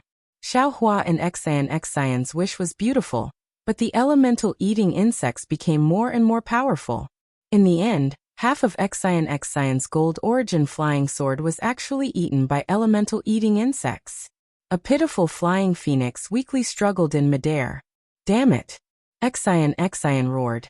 And the flying phoenix let out a long cry. The cry was so loud that it sounded like it was crying blood, as if it was about to undergo nirvana. Upon seeing this, Xiao Hua exclaimed in shock. Xian, what are you doing? As he spoke, the green light between his eyebrows shone brightly. Numerous green seal characters that Xian did not understand appeared like a swarm of bees, and layers of lightning appeared in the air. However, before the lightning completely appeared, all the element-eating insects in the passage immediately went berserk. Each and every one of them was more excited than if they had eaten spirit herbs, and they rushed towards Xiao Hua and Xian. Boom! The golden phoenix condensed into a slender flying sword, and suddenly streaked across the air, killing dozens of elemental insects, and then turned into fireflies and disappeared. Xian's faint voice sounded. Of course it's to kill the elemental devouring bugs. What do you think I'm going to do? Ouch. Before Xian could finish, Xian suddenly covered her head with her hands and screamed in pain. As for Xiao Hua, his entire Naiwangong was also splashing with golden light. The elemental insects actually launched a divine ability similar to Soul Stab under Xiao Hua's lightning and thunder technique. Xiao Hua is alarmed and hastily withdraws the green light from between his eyebrows. Sure enough, the green light disappears and the lightning disappears. The group of elemental eating insects return to their orderly state. Xian's expression also relaxes. Life is really full of surprises. Xiao Hua looked at Xian frowning and wanted to blame himself, but when he opened his mouth he did not say anything. He could not help but smile bitterly, and thought to himself, these elemental insects are somewhat similar to the strange insects I saw in the spatial vein. I originally wanted to use lightning and thunder technique to kill them, but I did not expect these elemental insects to be able to attack my Naiwangong. Alas now, I am not alone here, and Xian does not have any other means to defend her Naiwan Gong. This is really troublesome. Looks like I can only use the innate primordial water to protect myself. At this point, Xiaohua could only place his hopes on the innate primordial water. Looking at the elemental insects that were much bigger than a fist flapping their wings and flying towards him, Xiaohua formed a seal with both hands, and that pool of jade water flew out again. Unfortunately, the Tao of Heaven was probably joking with Xiaohua today. Just as the innate primordial water appeared, the entire passageway was filled with emerald green brilliance. The flowing runes that Xiaohua could only see with his transcendence vision suddenly surged on the walls, and those waves were exactly the same as the huge wolves in the West Sea. That steaming water vapor and surging turbulence immediately submerged Xiaohua's innate primordial water. Damn it! This was not the first time Xiaohua's innate primordial water had been defeated, so Xiaohua was not surprised. His heart sank, and he immediately wanted to withdraw it. But contrary to his expectations, the innate primordial water did not have the slightest reaction, as if it had completely lost control. Damn it, this is what it means to throw a meat bun at a dog, there is no return. Xiaohua was rather distressed, but he immediately became vigilant. Putting away the primordial water bottle, he hastily looked up. Sure enough, those runes that were originally emitting emerald brilliance had almost turned transparent after receiving the innate primordial water. This transparency rapidly spread throughout the entire passageway, and immediately, even more elemental insects appeared from the depths of the formation. We've poked a hornet's nest. Xiaohua turned pale with fright, and hastily shouted, Xian, quickly run! After Xian's gold essence failed, she was originally walking behind Xiaohua. Her lightness technique was clearly inferior to Xiaohua's, so even if Xiaohua took the time to counterattack, she still could not catch up. At this moment, the innate primordial water overplayed its purpose, causing even more elemental insects to fly out, and Xian was the first to bear the brunt of these elemental insects' attack. Now Xian was really panicking. The sword light around her body surged again, and her right hand once again placed on the golden hairpin. Xian's sword light did not move, but with this move, the elemental insects that had just flown out bared their fangs and brandished their claws and pounced towards her. If I don't show my power, you'll think I'm a sick cat. Xiaohua clapped his hands, as if he was about to use the hand of Yuanying, but after hesitating for a moment, he took out the wishful steel rod from his space. Even when he took out the wishful steel rod, Xiaohua's brows slightly wrinkled. Although Xian Cheng's strange insects were called elemental insects, and these elemental insects were indeed slightly different from the spirit-swallowing bugs, Xiaohua still had more than a dozen spirit-swallowing bugs, gold-swallowing bugs, wood-swallowing bugs, and so on in the sword tomb. Xiaohua did not know if these spirit insects would listen to him now, but looking at these thousands of elemental insects, Xiaohua also understood that 2 hands were no match for 4 fists. Not to mention the spirit-swallowing bugs. Even Little Black and Little Yellow were unlikely to be the opponents of these insects. Little Yellow and Little Black were Xiaohua's own boy. In such a dangerous situation in the void, Xiaohua was reluctant to let them out, let alone let them take risks at this time. Since he took out the wishful steel rod, Xiaohua's whole body surged with golden light, and the divine power of the celestial body was once again displayed. A transcendence golden body of more than 10 feet in size appeared in front of the elemental insects. Little monk, do you want to die? Seeing the appearance of Xiaohua's golden body, the elemental insects that were originally rushing towards Xian seemed to smell the fragrance of meat, and they all flapped their wings and rushed towards Xiaohua. Xian screamed, and the slightly dimmer flying phoenix also flew out of the top of her head. Kill! Xiaohua shook the wishful steel rod, and the rod became thick and long, waving in midair. When the elemental insects touched the wishful steel rod, they immediately burst, and the remains of the elemental insects fell to the ground and no longer disappeared. Good. Xiaohua was overjoyed when he saw this. He knew that his secret method of breaking through with force had worked, and the wishful steel rod in his hand danced even harder. Xian's flying phoenix naturally could also succeed, but looking at Xiaohua's majestic transcendence golden body, Xian slightly gritted her teeth and let the flying sword hover near her left side to protect herself, fighting while retreating. In the time it took to drink a cup of tea, the previously not particularly long building had not yet reached the end. The elemental insects in the passage could now be described as covering the sky and the sun. Not only did Xiaohua's wishful steel rod not know when, but there were already a few elemental insects that were vigorously biting, and there were also no less than 100 elemental insects on Xiaohua's golden body. Bursts of soreness and itchiness came from Xiaohua's golden body, making Xiaohua almost want to hit himself a few times. Looking at Xian again, she was not much better than Xiaohua. She was also surrounded by more than a dozen elemental insects. While Xian urged the flying sword to contend with the elemental insects, she also had no good way to deal with these elemental insects. However, her palace dress emitted a golden light, which was obviously a treasure. For a time, the elemental insects could not cause real harm to her. As Xiaohua's wishful steel rod swept, a large number of elemental insects fell, and then more elemental insects rushed over. Xiaohua clapped his hands and used the heaven and earth sleeve technique. Shua. A large number of elemental insects disappeared into thin air. Buddha's great Sumeru technique? Xian had been staring at Xiaohua. At this time her eyes were slightly narrowed, and her heart was shocked again. However, without waiting for her thoughts to turn, out Xiaohua's transcendence golden body hurriedly shook his arm, as if it was burned by fire. The elemental insects that had disappeared before appeared again, and even many of them were lying on his arm. Seeing Xiaohua's embarrassed appearance, Xian actually smiled. This smile seemed to come from the heart, making her unremarkable face somewhat radiant. Damn it! Fortunately I did not use the nascent soul hand. After Xiaohua collected these elemental insects, he tried to use his mind to absorb them into the space.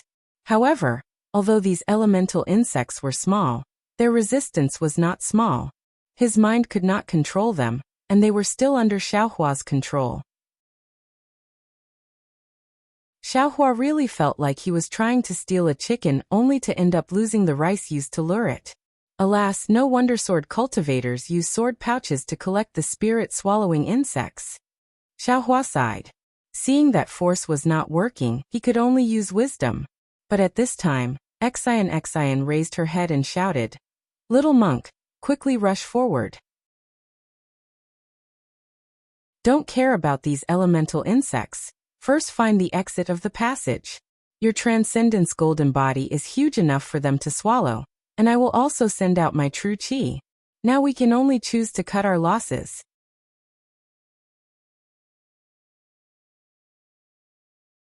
Chapter 3452.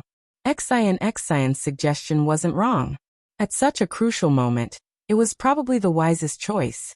However, Xian didn't know that Xia Hui and Guzhen had also done the same in order to charge out of the encirclement of the many elemental eating insects. Jie Xiaohua laughed. "Benefactor Xian, you see, this little monk will give it a plan to kill it. Let's see how many elemental eating insects can run rampant in front of me. Oh, this little monk." While speaking, Xiaohua waved his hand and took out the sword pouch. While waving the wishful rod, he opened his mouth and hit the sword pouch with a few sword qi. The sword pouch grew bigger and bigger under the sword qi. In particular, in the wishful rod, a dozen spirit-swallowing insects that were much smaller than the elemental eating insects were also released by Xiaohua. Xiaohua's intention of releasing these insects was not to let them fight with the elemental eating insects, but to let them do the business of fishing and lure the elemental eating insects into the sword pouch. However, to Xiaohua's surprise, as soon as the spirit-swallowing insects landed in the air, all the elemental eating insects calmed down. Not only did the elemental eating insects on the body of the Transcendence golden body stop devouring, but the elemental eating insects that attacked Xiaohua also blankly floated there, as if they were stupid. Seeing such a situation, not to mention the elemental eating insects, even Xian and Xiaohua were dumbfounded. Almost unable to believe it, Xiaohua inexplicably looked at Xian, And then the two of them read the confusion in each other's eyes. Just as Xiaohua withdrew his gaze, his heart suddenly moved, and he hurriedly raised his eyebrows at Xin. Unfortunately, Xiaohua had forgotten that his hair was gone. In fact, his eyebrows were also gone, but Xi Hui and Xin did not mention it. At this time, Xiaohua's eyebrows could only tremble strangely. Fortunately, when Xin saw Xiaohua's face, she immediately understood and hurriedly nodded slightly, quietly put away the flying sword, and slipped into the passage. Seeing that Xin was so decisive, Xiaohua was also relieved. He did not dare to rashly put away his transcendence golden body, and only looked at the dozen spirit-swallowing insects. In fact, the dozen spirit-swallowing insects were not all spirit-swallowing insects. There were several mutated ones that sword cultivators failed to cultivate in the past. However, now these spirit-swallowing insects flew in the air, facing tens of thousands of elemental-eating insects, as if there were no insects. Yes, these spirit-swallowing bugs seemed to have been separated into yin and yang in the space. Xiaohua's eyes fell on the golden threads on the back of the spirit-swallowing bugs, and he suddenly realized something. Since the superpower centipede can become smart, the spirit-swallowing bugs won't be worse than the superpower centipede, right? Wang at this moment, another wave of noise came from the depths of the stone wall. A silvery white ball flew out from the green ball. It was an elemental-eating insect that was 10 times larger than an ordinary elemental-eating insect. Could it be, this is the elemental-devouring insect king? Xiaohua narrowed his eyes, looking at the elemental-devouring insect and guessed. Ga, the sound of sharp teeth biting glass came out from the energy-eating bug king's mouth. Instantly, the entire energy-eating bug king squirmed as if it had issued an order. At the same time, Xiaohua's Naiwan palace was also flickering with a golden light. Clearly, the essence-eating insect king's command had the effect of a soul stab. Xiaohua was slightly startled, and looked at the elemental-eating insects. Out of Xiaohua's expectation, these elemental-devouring insects only moved half a foot forward and then stopped, as if they were afraid of Xiaohua's dozens of spirit-swallowing insects. The elemental-eating bug king's wings suddenly emitted a strong sound, and pounced on the nearest elemental-eating bug. With a few crunching sounds, the elemental-eating bug was bitten into pieces by the elemental-eating bug king, and swallowed into its stomach. The other elemental-eating bugs retreated in fear, but they didn't dare to attack the spirit-swallowing bugs. The elemental-eating bug king hovered in the air for a while, and seemed to be helpless. It flapped its wings and rushed to the spirit-swallowing bugs alone. Good! Xiaohua praised in his heart. The wishful staff in his hand trembled slightly.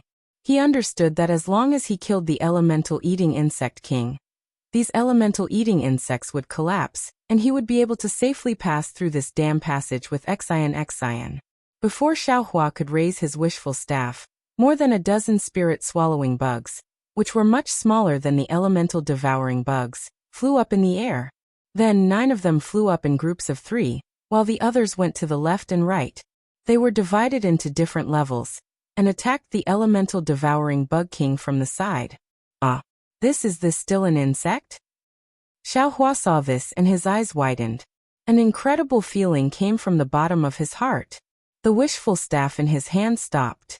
He knew that if these dozens of spirit-swallowing bugs killed the elemental-eating bug king, these dozens of spirit-swallowing bugs would be the king of the entire elemental-eating bug king.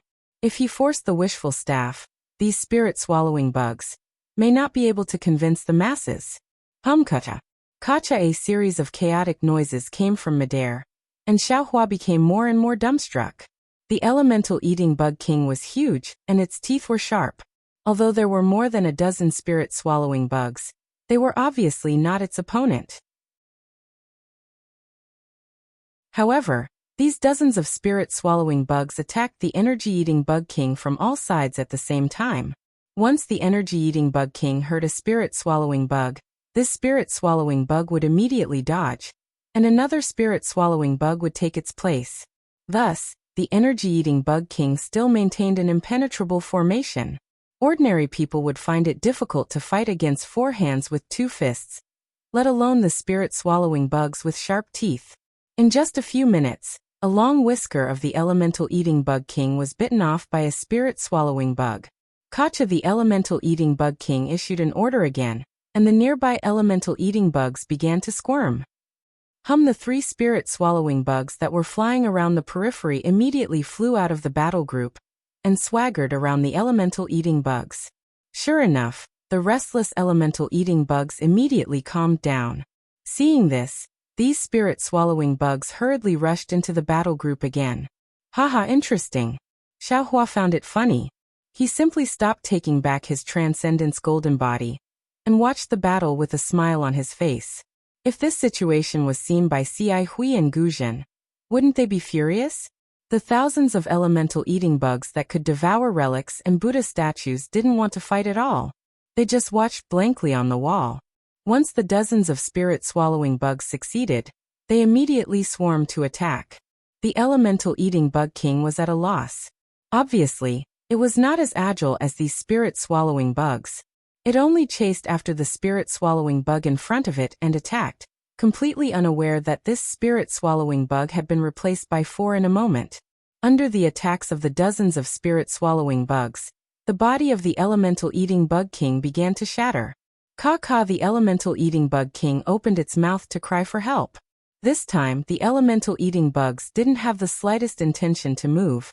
At first, Xiaohua thought that the elemental-eating bug king couldn't command these elemental-eating bugs.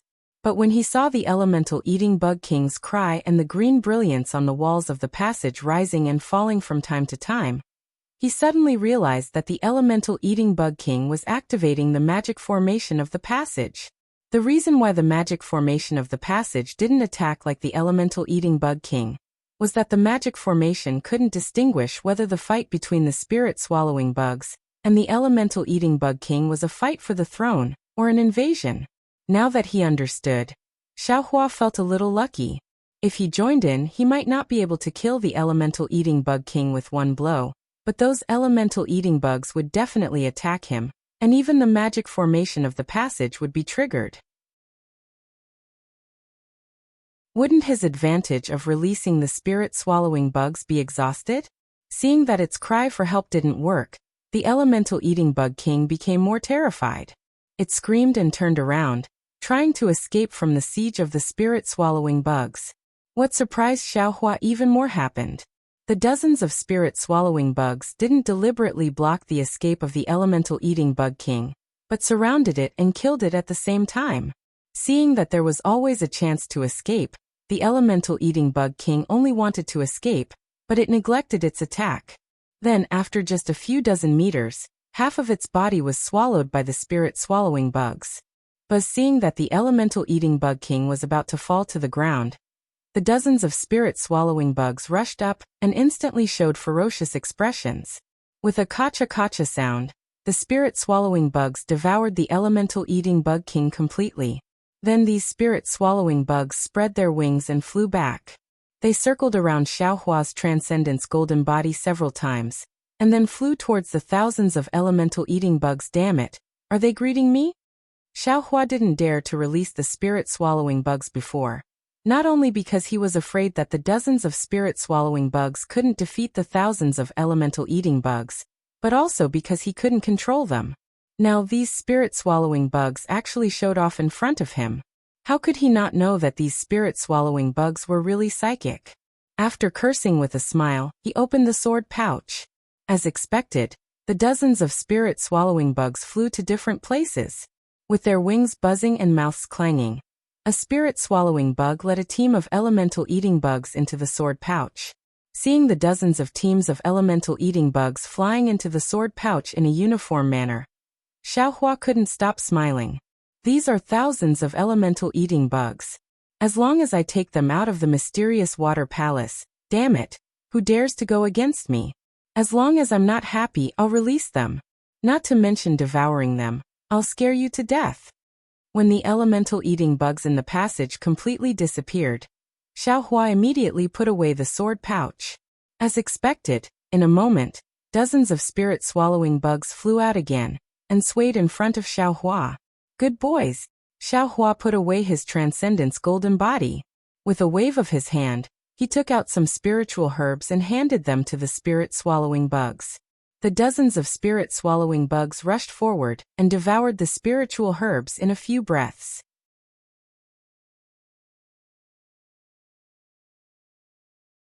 Chapter 3453.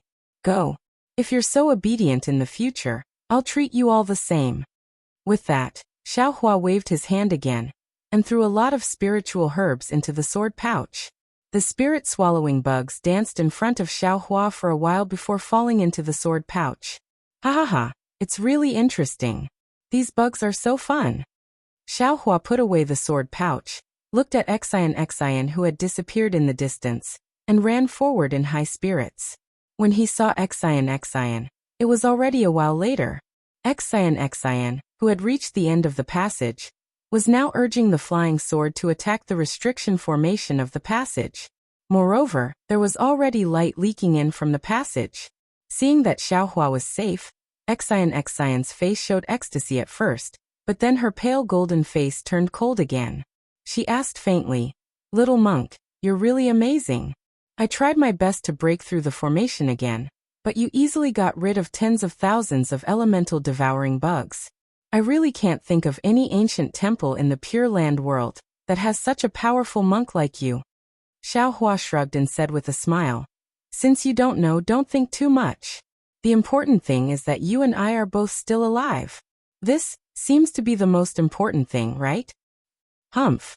Xian put away the flying sword and pointed to the place where the light came in. "This is the exit of the passage. Don't you have a magic wand? Don't make me waste my energy." Well said, well said. Xiaohua smiled and took out the wishful steel staff from his sleeve.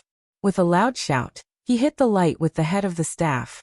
With a rumbling sound, like the sound of a wall collapsing, a 3-meter-long triangle appeared. Xiaohua and Xian entered the same corridor as Xiahui and Guzhen. But as Sky Dragon said, one was the Palace of Eternal Life, and the other was the Palace of Mysterious Water. Unfortunately, Xiaohua and Xian did not know that they were not Xiahui, and the Palace of Mysterious Water did not have ancient Buddha Tsili, so they did not have Xiahui's perception, and could only walk blindly in the corridor. Xiaohua was very self-aware. As soon as he entered the corridor, he said with a smile, "Xian, this little monk has always been directionally challenged. Not to mention inside the hall. Even in the wilderness, I can't find my way. Therefore, I will leave the matter of finding the exit to Tanyu. This little monk will only stand guard behind Tanyu." "Protector?" Xian glanced at Xiaohua. She seemed to have thought of something. She raised her head and looked at the incomparably huge tunnel. Frowning, she said, "I wonder how Grandmaster Guzhen and fellow immortal Xiahui are doing? Will they be able to obtain the ancient Buddha blessing?" However, as she spoke, a trace of worry appeared on Xian's face. It was clear that the dangers in these places were beyond her expectations. If not for Xiaohua by her side, it was almost impossible for her to come out of the 2 passages, let alone reach this place. She wasn't sure about Guzhen's strength, but she knew about Xiahui. If things went as she expected, the possibility of Xiahui and Guzhen dying was very high. As if he knew what Xian was thinking, Xiaohua squeezed out a smile and comforted her. "Xian, don't worry. Our Buddhist protectors all have their own secret techniques and divine abilities. Didn't you see? Earlier, this little monk relied on the golden Buddha statue to overcome the tribulation. Grandmaster Guzhen's Buddhist attainments are much higher than this little monk's. They'll definitely be able to arrive at the Darkwater Palace and obtain the ancient Buddha blessing." When he spoke up to this point, Xiaohua glanced at the passageways in the surroundings and intentionally changed the topic. "Now that I think about it, Xian, the problem isn't whether they obtain the ancient Buddha streamers or not.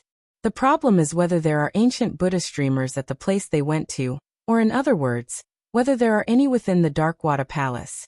If the contents of Mo Yuntong's book are nonsense, then they probably won't be able to find it even if they risk their lives." "You're the one who's talking nonsense." Xian was anxious. "Would I dare tell Grandmaster Guzhen if I wasn't confident? Not to mention that Mo Yuntong is." When she spoke up to hear, Xian seemed to have realized something, and she glanced at Xiao Hua and said, "Humph. Don't even think about Mo Yuntong's origins. Most of the dangers we encountered earlier were recorded in Mo Yuntong's book. I'm afraid she hasn't obtained the rest." If she hasn't obtained it, then how would she know that there are ancient Buddha blessings in the Darkwada Palace? Xiao Hua retorted sarcastically, "It seems that I haven't seen any traces of the ancient Buddha blessing even after waiting for so long. Don't tell me I can also write to Mo Yuntong that there are immortal artifacts here? Write if you want, as long as you're not afraid of karma." Xian smiled faintly. At this moment, the two of them had reached a fork in the road. Xian looked around for a moment and randomly chose a path, saying as she walked, "It's good that we didn't find the ancient Buddha blessing.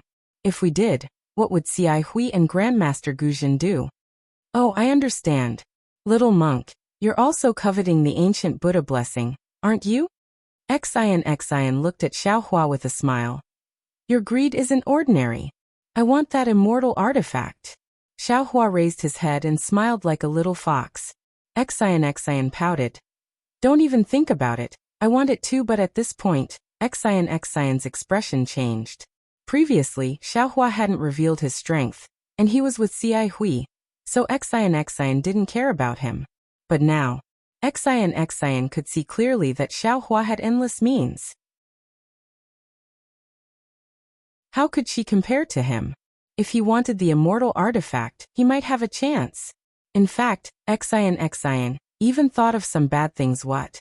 Xiao Hua saw the change in Xian's expression and said with a smile, "Could it be that you also want the immortal artifact?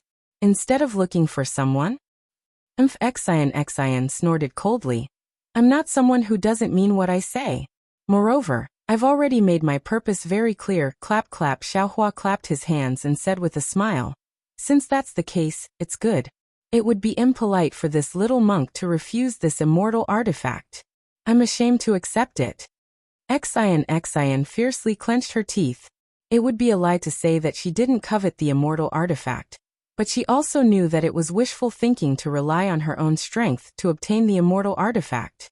Therefore, she only put searching for someone as her top priority, and didn't even mention the immortal artifact in front of others. However, the human heart had always been like this. If she couldn't obtain it, others shouldn't be able to either. But if others could obtain it and she couldn't, it was inevitable that jealousy would arise in her heart. Xian might not be able to reach the level of jealousy of others, but clearly, she also felt uncomfortable in her heart. It was the same feeling as when Guzhen faced Cai Hui. The feeling of making a wedding dress for someone else. With Xian's thoughts, the atmosphere unconsciously became strange. Only the sound of light footsteps could be heard in the passageway. After walking for a while, seeing that Xian was somewhat absent-minded, Xiao Hua spoke again.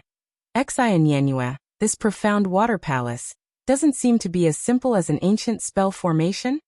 "Little monk, what do you mean?" Xian shook her head and did her best to throw away these distracting thoughts as she asked.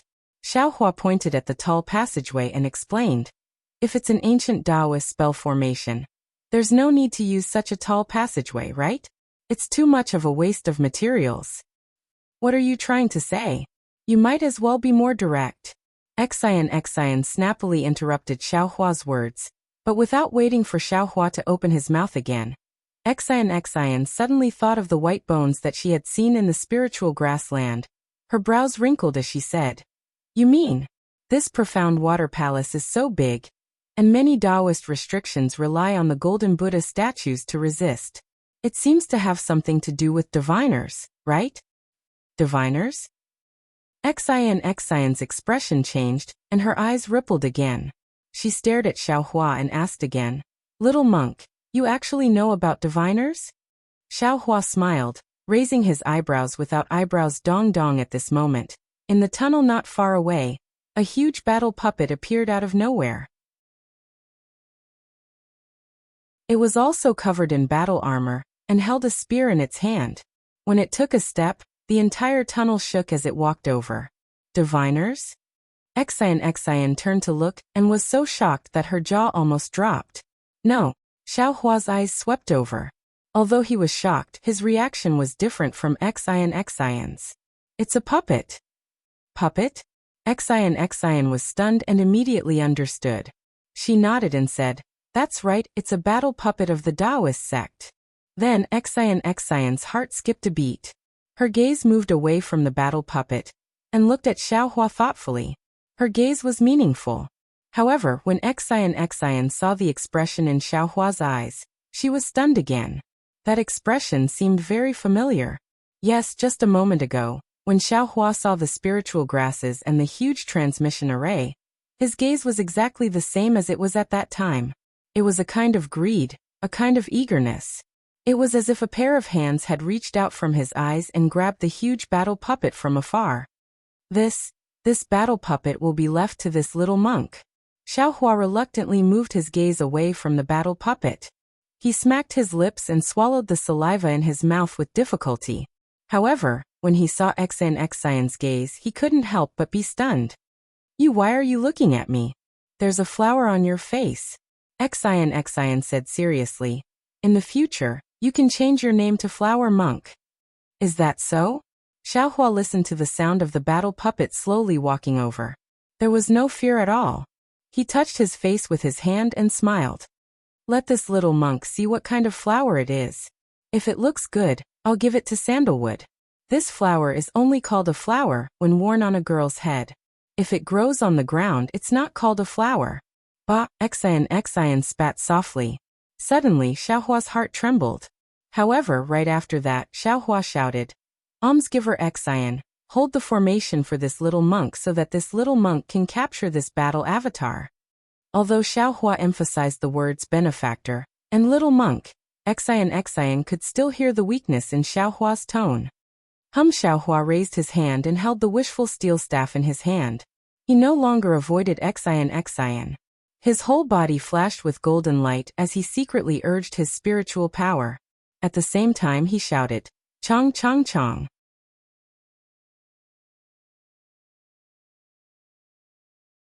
Chapter 3454. Seeing that Xiao Hua's transcendence golden body was slowly being displayed, from a few dozen feet to a few dozen feet, and even to a few dozen feet, Xian's face did not change much. However, when Xian saw Xiao Hua's staff growing thicker and thicker with Xiao Hua's thoughts, she seemed to have thought of something, and her face turned pale. Xiao Hua naturally did not know what Xian was thinking. The staff swayed in midair and hit the stone wall. Xiao Hua simply threw the staff and hit the stone wall. With a muffled bang, the stone wall was smashed in an instant. Xiao Hua was very happy and shouted, You brat, can you fight with me? The battle avatar naturally wouldn't answer his question. But the viper-like spear had already answered Xiao Hua's question. The spear was like lightning, and the tip of the spear was like a snake. The battle avatar actually waved its hand from over 10 zhang away, and the spear left its hand and directly pierced toward Xiao Hua's heart. Now Xiao Hua was like a god. He was dozens of feet tall, and he had really pushed the transcendence golden body to the extreme. Looking at the battle puppet of the same size and Xian, who was like an ant, an unparalleled lofty aspiration was born from the bottom of Xiao Hua's heart. Fight Xiao Hua was not afraid. He waved the staff. It seemed to be light, but it hit the spear very cleverly. A very strange light sound was heard. The spear was hit by the staff. The spear was more flexible than a spirit snake, and the tail of the spear was slapped toward Xiao Hua's left armpit. Xiao Hua's heavenly staff technique was certainly familiar, but this change was really fast. Caught off guard, the spear hit Xiao Hua all of a sudden. Boom! The power of the spear was beyond Xiao Hua's expectations. It was shockingly powerful. Xiao Hua instantly lost his balance, and his body, which was dozens of feet tall, fell towards the stone wall with a loud bang. Crash! The stone wall, which was flickering with blue light, was unable to support Xiao Hua's Dharma body. It was like an ordinary wall, and everything within dozens of feet collapsed. The golden light around Xiao Hua, who was lying on the wall, flickered rapidly. The place where the spear had just struck had already caved in. Moreover, in the surroundings of the caved in, there were many cracks spreading out. As the golden light flickered, The cracks encaved in were healing at a speed visible to the naked eye. A bone-piercing pain came from Jin's body. Xiaohua couldn't help but suck in a breath of cold air. He lay on the ground, almost unable to stand up. How can this puppet be so powerful? This was Xiaohua's first thought. Then, with a roar, Xiaohua was really angry. His figure did not wait for him to get up. The wishful staff in his hand waved again, and the nearby wall was in a mess. Xiaohua got up from the mess and waved the wishful staff towards the puppet that had already rushed over with its fists like a fighting machine. Boom! The wishful steel staff hit the arm of the war puppet as it wished, but the result was indeed not satisfactory. On the arm of the war puppet, a blue brilliance flashed and finally, it was quickly annihilated. A trace of cracks appeared on the arm of the war puppet. Xiaohua's wishful steel staff could not even break the arm of the war puppet. It was not as good as the previous Guzhen. Not only that, but in just a few breaths, the arm of the war puppet reappeared, and the cracks that had been hit were healing. Seeing this, Xiaohua was not surprised, but his eyes narrowed slightly. He was looking at the chest of the war puppet. If Xiaohua's expectations were correct, the body of the war puppet must be supported by the spirit stone. The power of Xiaohua's staff was only the effect of the spirit stone. Xiaohua's current plan was that as long as the spirit stone of the war puppet was exhausted, this war puppet would no longer be the war puppet that could break Xiaohua's golden body with a spear. The war puppet was just a huge puppet. Whether it was to kill it or even subdue it, wasn't at all under Xiaohua's control. Thinking about the word Xiaohua on the forehead of this huge war puppet, Xiaohua could not help but be excited. He unconsciously laughed strangely and said, "Little darling, don't struggle.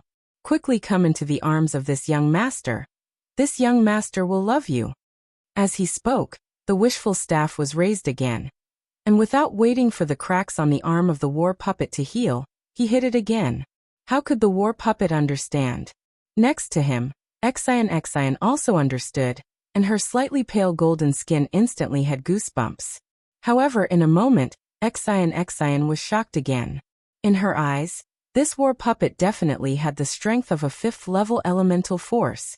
This kind of strength did not lie in the depth of the elemental force, nor in the amount of elemental force, but in the strength of the spear, the reaction of the war puppet, and even the moves of the war puppet. Xian understood that this war puppet's moves were ingenious. Each move was flawless, and the waving of the spear was a means to kill the enemy. If she were to face this war puppet, although she could defend herself with the Imperial equipment would definitely not be a match for the huge strength of the war puppet. This was the principle of the so-called, one strength conquers 10,000. Xian knew that it was impossible for her to be a match for the war puppet, but the Xiaohua in front of her was unusually brave. He was definitely not the little monk who only knew how to bicker with Xian before. Not to mention the fierceness of the moves, not to mention the elegance of the wishful staff, but the bravery of the war puppet's spear made Xian convinced. The battle between Xiaohua and the war puppet was tragic, and it was almost like the staff was touching the flesh. Xiaohua and the war puppet were evenly matched. Not to mention that you were knocked down by the spear. Even I was swept down by the wishful staff.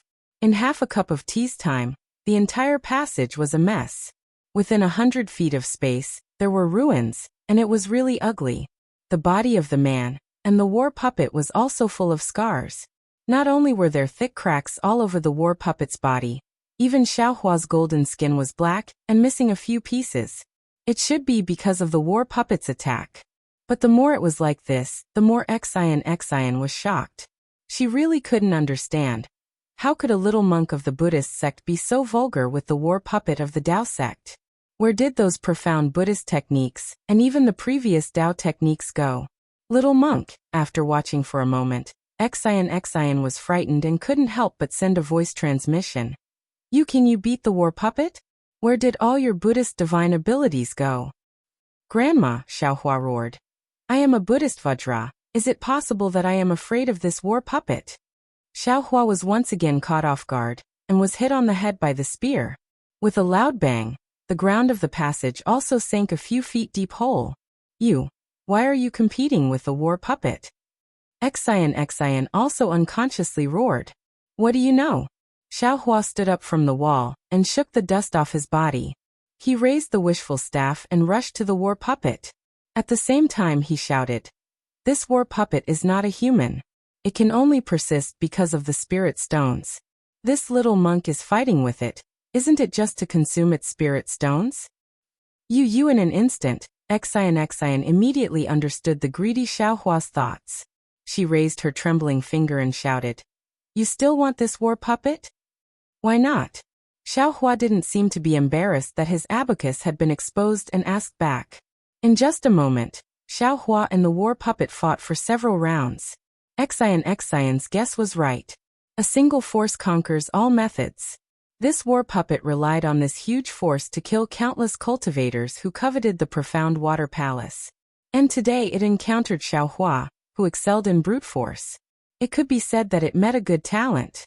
In the time it took to eat a meal, Xiaohua actually didn't have the upper hand at all. He didn't find this strange, because during this meal, the battle puppet didn't show any signs of energy exhaustion at all.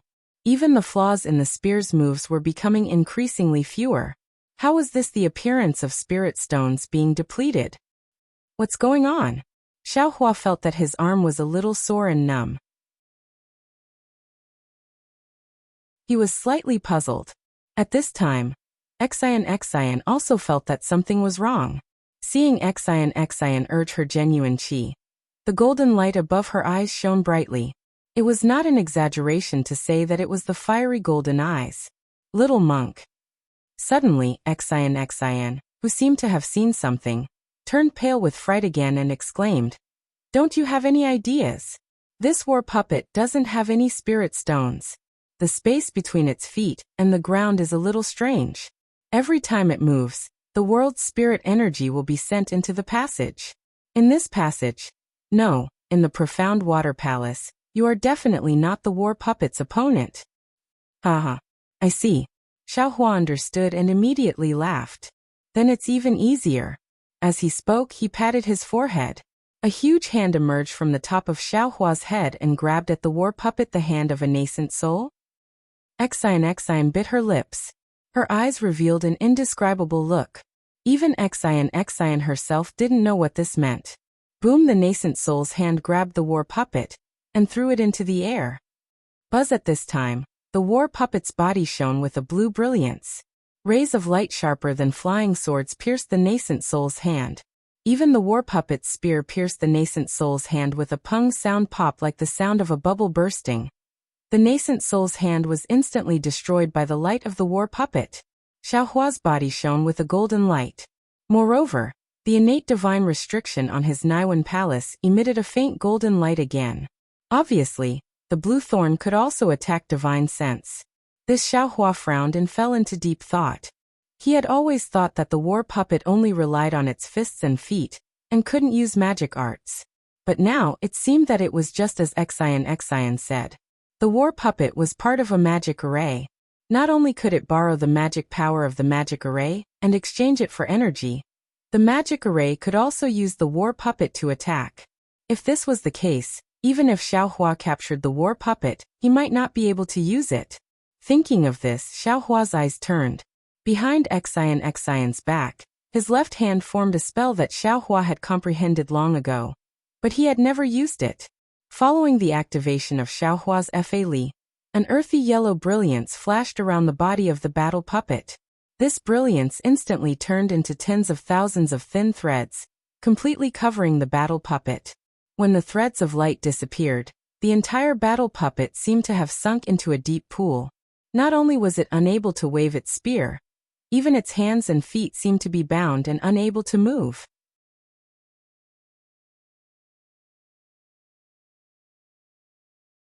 Chapter 34:55. Little darling, you can get up. Xiaohua roared. His figure bent slightly, and the wishful steel staff swung towards the legs of the battle puppet. Before Xiaohua's wishful steel staff could touch the battle puppet, the stone wall flashed with brilliance, and countless fireflies fell like raindrops, covering Xiaohua and the battle puppet. Oh no! Xiaohua was shocked. He didn't know what these fireflies were. He couldn't care less about attacking the battle puppet again. He hurriedly raised his hand, and the seal of turning the sea rushed out of the space. Buzz when the sound was heard, the bronze brilliance protected Xiaohua. Zalala like the sound of water droplets falling into a pot of oil. The bronze brilliance was rapidly eroded, and even the seal of turning the sea itself trembled slightly in the air. Xiaohua hurriedly urged his spiritual power, and his hands formed a seal.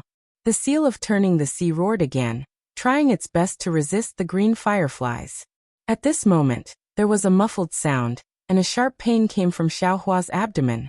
A violent spiritual power instantly rushed into Xiaohua's transcendence golden body from the pain, destroying Xiaohua's transcendence golden body, like a stampede of 10,000 horses. Xiaohua lowered his head in disbelief, only to see that the spear in the battle puppet's hand had already pierced his abdomen. When Xiaohua raised his head to look, the battle puppet, whose hands and feet had been bound a moment ago, was now rapidly flowing with blue light. Xiaohua's silk binding technique had already been broken by shattering fireflies. A thick arm that had suddenly extended by a lot stabbed out with the spear, while the other arm clenched into a fist and punched towards the left side of Xiaohua's face, courting death. Xiaohua was angry. He was greedy for small gains, so he was reluctant to destroy the battle puppet, but he didn't expect to suffer such a big loss. Roar! Xiaohua hurriedly retreated, and hurriedly urged the seal of turning the sea.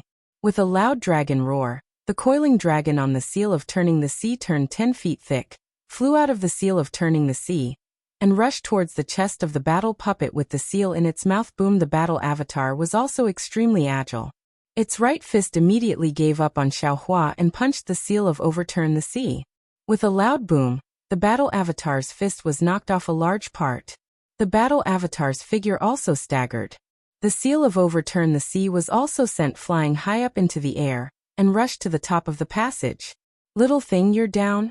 Taking advantage of the battle puppet staggered, Xiaohua retreated, and successfully got away from the spear. At the same time, the wishful steel staff on the ground, and hit the left leg of the battle puppet. The battle avatar was originally staggering, but now it was swaying even more, as if it was going to fall to the ground. Seeing this, Xiaohua's eyes widened, and his Dharma body rushed towards the legs of the battle puppet.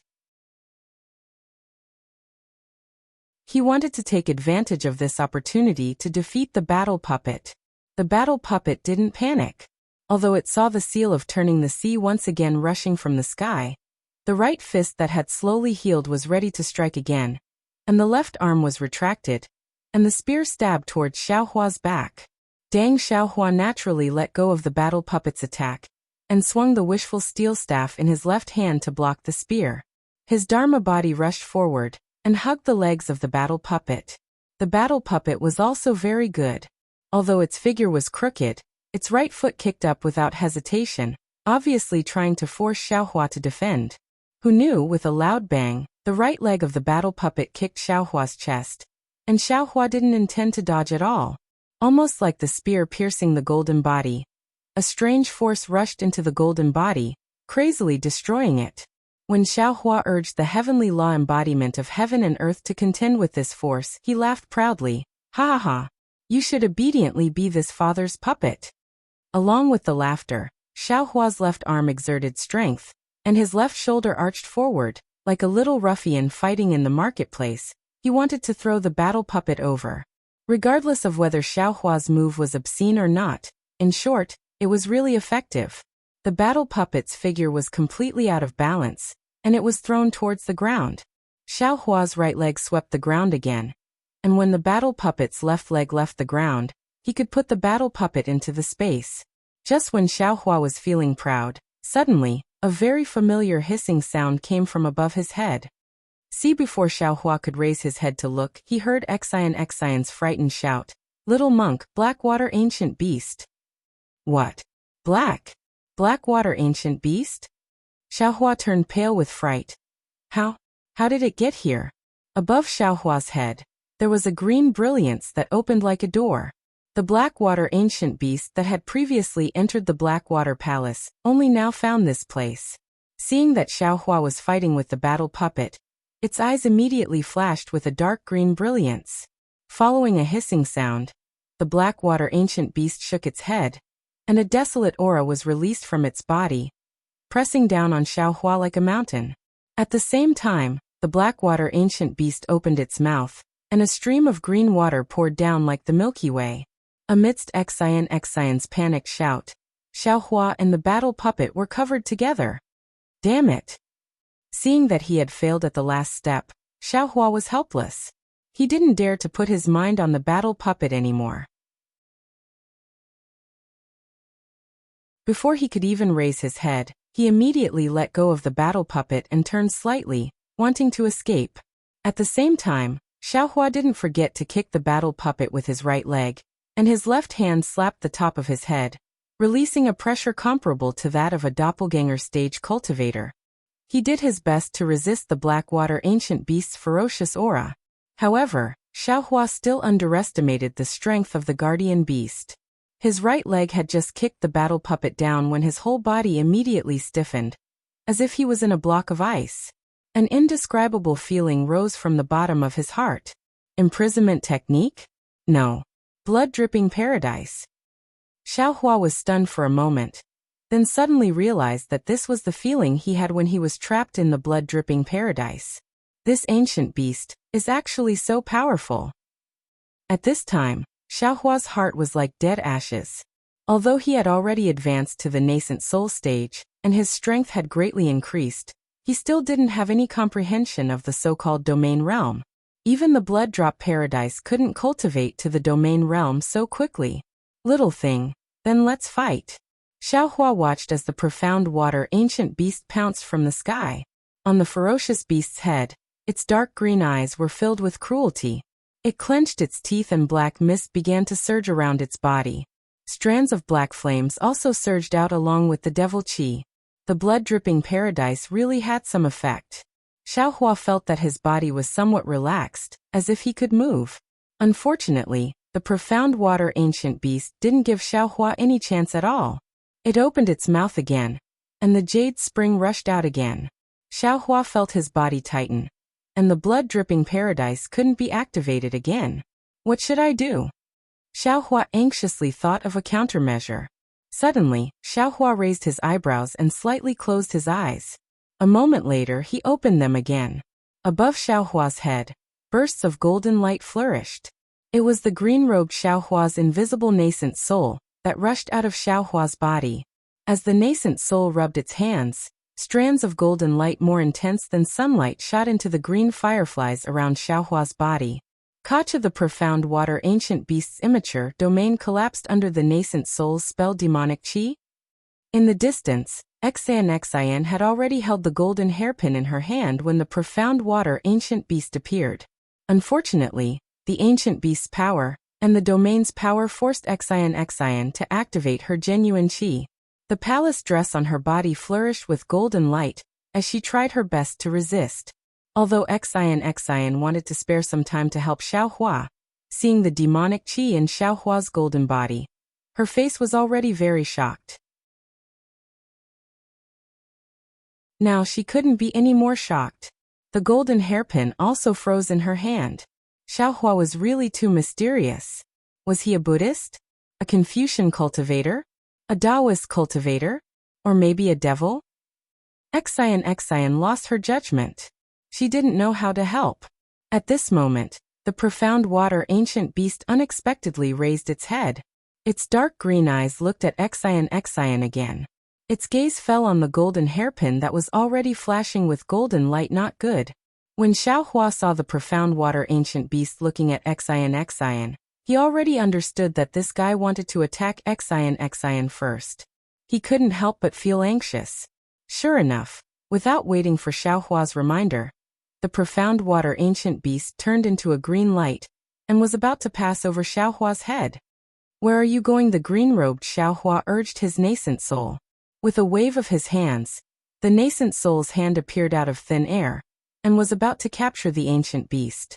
Xiaohua himself raised his hand and leaped into the air, attacking the profound water ancient beast with the wishful staff. Whoosh! There was a loud noise. It was the battle puppet that was previously knocked down. Before it could stand up, the spear in its hand unexpectedly flew out of its hand. In a flash, it mysteriously appeared behind Xiaohua's back and went straight to his waist. Xiaohua naturally noticed it this time, but it was really difficult for him to have both sides. If he took care of himself, the wishful staff could certainly send the spear flying, but he wasn't sure if his nascent soul's hand could catch the profound water ancient beast. Even Xiaohua didn't think that a single nascent soul's hand could stop the profound water ancient beast. Forget it. In an instant, Xiaohua made a decision. His right foot turned and kicked. He didn't care if he could succeed or not. His hands used all the strength of his body to attack the profound water ancient beast. He didn't expect to succeed, as long as he could block the ancient beast. Under the wishful staff, the Xianshui ancient beast was covered. The fierce wind could almost tear the void apart. The Yuanying's hand imprisoned the area in front of the Xianshui ancient beast. He wanted to kill this fierce ancient beast. Seeing the profound water ancient beast's body dim, and its entire body stagnant in midair, Xiaohua was overjoyed. He knew that the two methods were effective. He may not be able to kill the ancient beast, but he could at least block it. Just as this joy was born, the spear actually avoided Xiaohua's right leg and pierced Xiaohua's back, causing a sharp pain.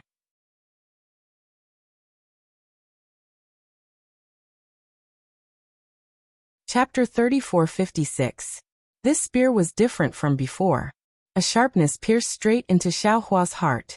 Xiaohua couldn't help but shudder from the pain. Just as his wishful staff trembled slightly, the black water ancient beast suddenly turned its head. Its two dark green eyes actually showed a hint of cunning. The most unforgettable thing for Xiaohua was that the ancient beast's figure turned into thousands of small dots. These small dots rushed through the shackles of the Yuanying stage's hand, and even dodged the wishful staff's attack, and instantly rushed into Xiaohua's golden body. Rumble! The countless tiny droplets rushed to the location of Xiaohua's golden body. Every single droplet let out an intense rumbling sound, and a hole of several zhang in size appeared in Xiaohua's chest. A sharp pain came, and Xiaohua once again looked down in disbelief. This was the first time he had been so seriously injured. Inside the hole, the flesh and blood were badly mutilated, and wisps of black light and devil chi lingered between the flesh and blood. There was not a drop of blood, but even so, an indescribable dizziness came from Xiaohua's mind, and immediately the entire Transcendence golden body collapsed rapidly. Not only that, after the war puppet's spear was pulled out, it pierced towards the back of Xiaohua's head. After the ancient beast's figure appeared behind Xiaohua, it also followed the spear and prepared to pounce on Xiaohua. Xiaohua was in danger. At the critical moment, there was a blood-curdling scream. Little monk, with this cry, there was less vigilance, more trust, and more deep regret. With this cry, the entire ventilation channel was filled with a strong wind, and wisps of noble chi condensed from the void. This noble chi was golden in color, almost like water. Xiaohua helplessly fell to the ground. Although the huge Transcendence golden body had not completely collapsed, the hole in his abdomen could still be seen. Xiaohua's face was full of pain, and he covered the wound with his hand. Although there was no blood flowing out, the scars were really scary. Xiaohua's eyes narrowed slightly, and he looked weakly into the distance. He saw Xian crazily raising the golden hairpin in her hand, and her mouth continuously spitting out true chi. The true chi was first golden, then mixed with pink, and finally, it was blood red. Under Xian's control, the golden hairpin emitted a brilliant golden light that was even more dazzling than the sun in the sky. Looking at the center of the sun's golden light, an orange red dot that looked like a red heart appeared. This red heart instantly transformed into tiny heart dots that rushed out of the golden light. The moment these red hearts appeared, the golden light immediately transformed into golden flying swords. Each flying sword flashed with the shape of a heart, and each heart had a trace of blood in it. The tens of thousands of flying swords were like a torrent, or a river of stars. They rushed towards the Xianshui ancient beast, and wherever the river of swords passed, the golden chi that had appeared earlier would gather. The river of stars became even more majestic, and the flying swords became even sharper. A courageous and fearless feeling filled the entire space. Hiss! The Xianshui ancient beast raised its head and let out a long hiss. Its eyes were filled with vigilance. It opened its mouth and a stream of blue water poured down. Countless blue lights appeared and protected its body. As for the battle avatar, it pulled out its spear and waved it in front of it, as if it wanted to resist the river of swords. The golden light was vast and mighty, and the sword chi was like a forest. The river of stars rushed through the passage and swept past Xiaohua's head. It easily shattered the Xianshui ancient beast's domain, and like a wave, it drowned the Xianshui ancient beast. The battle avatar's spear was unable to block the river of swords. Although the battle avatar's body flashed with blue light as it tried its best to resist, soon, countless flying swords pierced through its body, and the battle avatar was riddled with holes. However, the moment the Xianshui ancient beast was drowned by the river of swords, it did the same thing as when it attacked Xiaohua. Its entire body quickly turned into tens of thousands of fireflies. Although many of the fireflies were destroyed by the river of swords, there were still a few that survived. After the entire golden river of swords passed, the golden hairpin's golden light disappeared and fell into Xian's hand. Xian's face was abnormally pale, and she was as dispirited as Xiaohua. Clearly, the price of activating the golden hairpin was too great. The battle avatar fell to the ground and scattered into a ball. It could no longer fight. Before the battle avatar, the Xianshui ancient beast, which had almost turned into nothingness, reappeared. Although its form was almost completely gone, the dim dots gathered together again. A Xianshui ancient beast that was much smaller than before appeared again. What made Xian feel even more despair was that the four walls gradually flashed with a dark green brilliance. The brilliance was like fireflies that pounced on the Xianshui ancient beast's body. In just a few breaths, the Xianshui ancient beast's body gradually filled up, and its eyes gradually shone with a dark green brilliance. This brilliance was ferocious and cruel as it coldly looked at Xiaohua and Xian. Fellow Taoist Xiaohua's injuries were very serious, and his body's recovery was also very slow. Clearly, he was affected by the array of the Xianshui palace. Xiaohua had to whisper to the green-robed Xiaohua, who was host to his nascent soul. I wonder if you can control the spirit-slaying Yuan light? Why would I need the spirit-slaying Yuan light? Watch I's methods. The nascent soul sneered. It opened its mouth and a small cauldron flew out. This was Xiaohua's life treasure. Now the green-robed Xiaohua, who was also a nascent soul, had erased the imprint inside. As the nascent soul pointed its finger, the small cauldron flew out with a five-colored flame. It surrounded the Xianshui ancient beast and burned fiercely. Hissed the Xianshui ancient beast hissed, and its body uncontrollably expanded. The green fireflies also effortlessly penetrated the flame. It was very obvious that this cauldron could not compete with the ancient array. I'm afraid only the spiritual fire is left. Xiaohua's eyes were a little dizzy, and he secretly said to the green-robed Xiaohua. The green-robed Xiaohua was helpless. He smiled bitterly and said, only fellow Taoists can control that thing. I have the will but not the power. Xiaohua's current situation was very strange. His body was injured and he could not use his magic power. On the other hand, the nascent soul that supported his magic power could leave his body under the green-robed Xiaohua's control. However, if Xiaohua controlled the nascent soul, this nascent soul would not have any magic power to control it.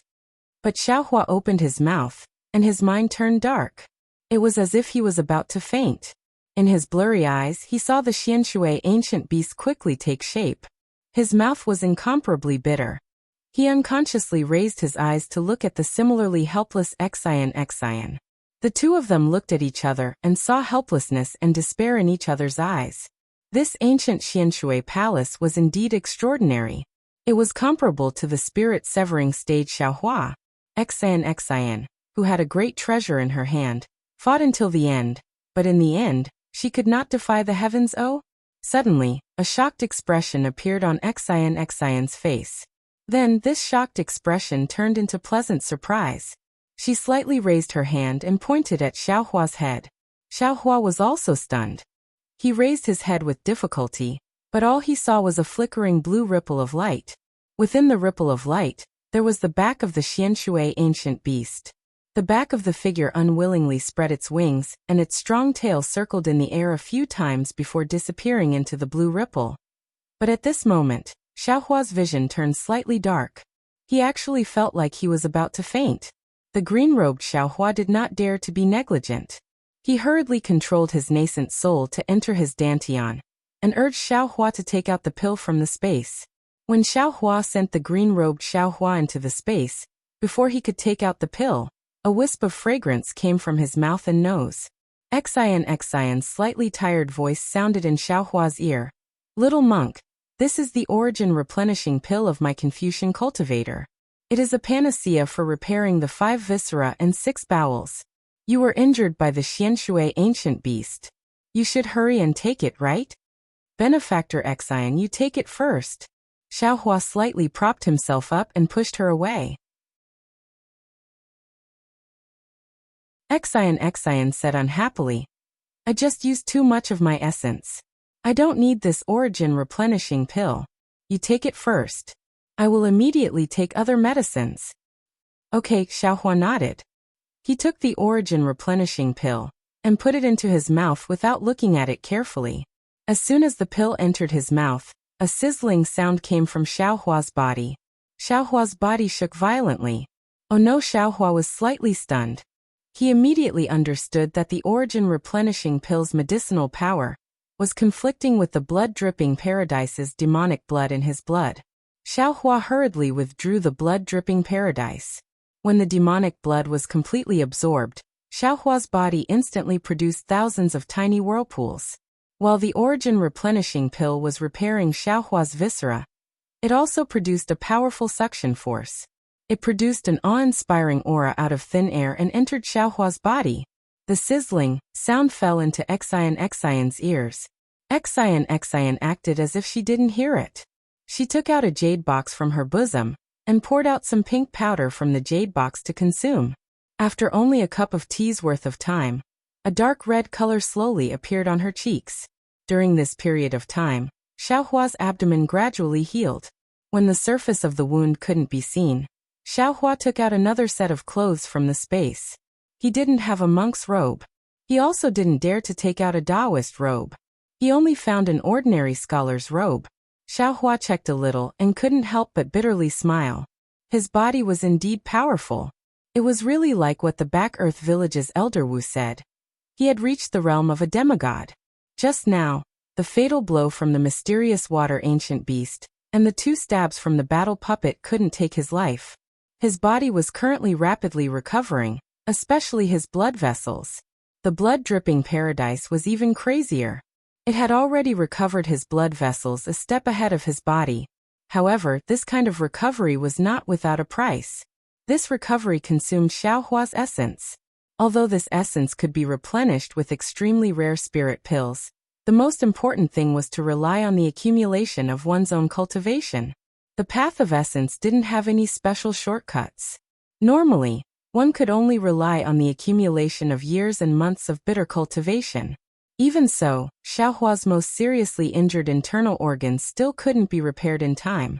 Xiaohua's body had the celestial body bestowment technique, his meridians had the Dao sex cultivation method, and his blood vessels had the demon realm's blood-dripping paradise. However, these internal organs didn't have a specialized cultivation method. They could only be repaired by relying on the body. Xian's Chaoyuan pill was very effective. It had already repaired the most basic outline of the severely damaged internal organs. However, at this time, the Chaoyuan pill had already lost its effect.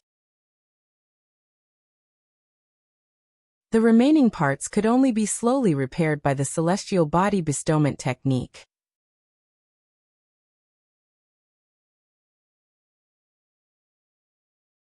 Chapter 3457.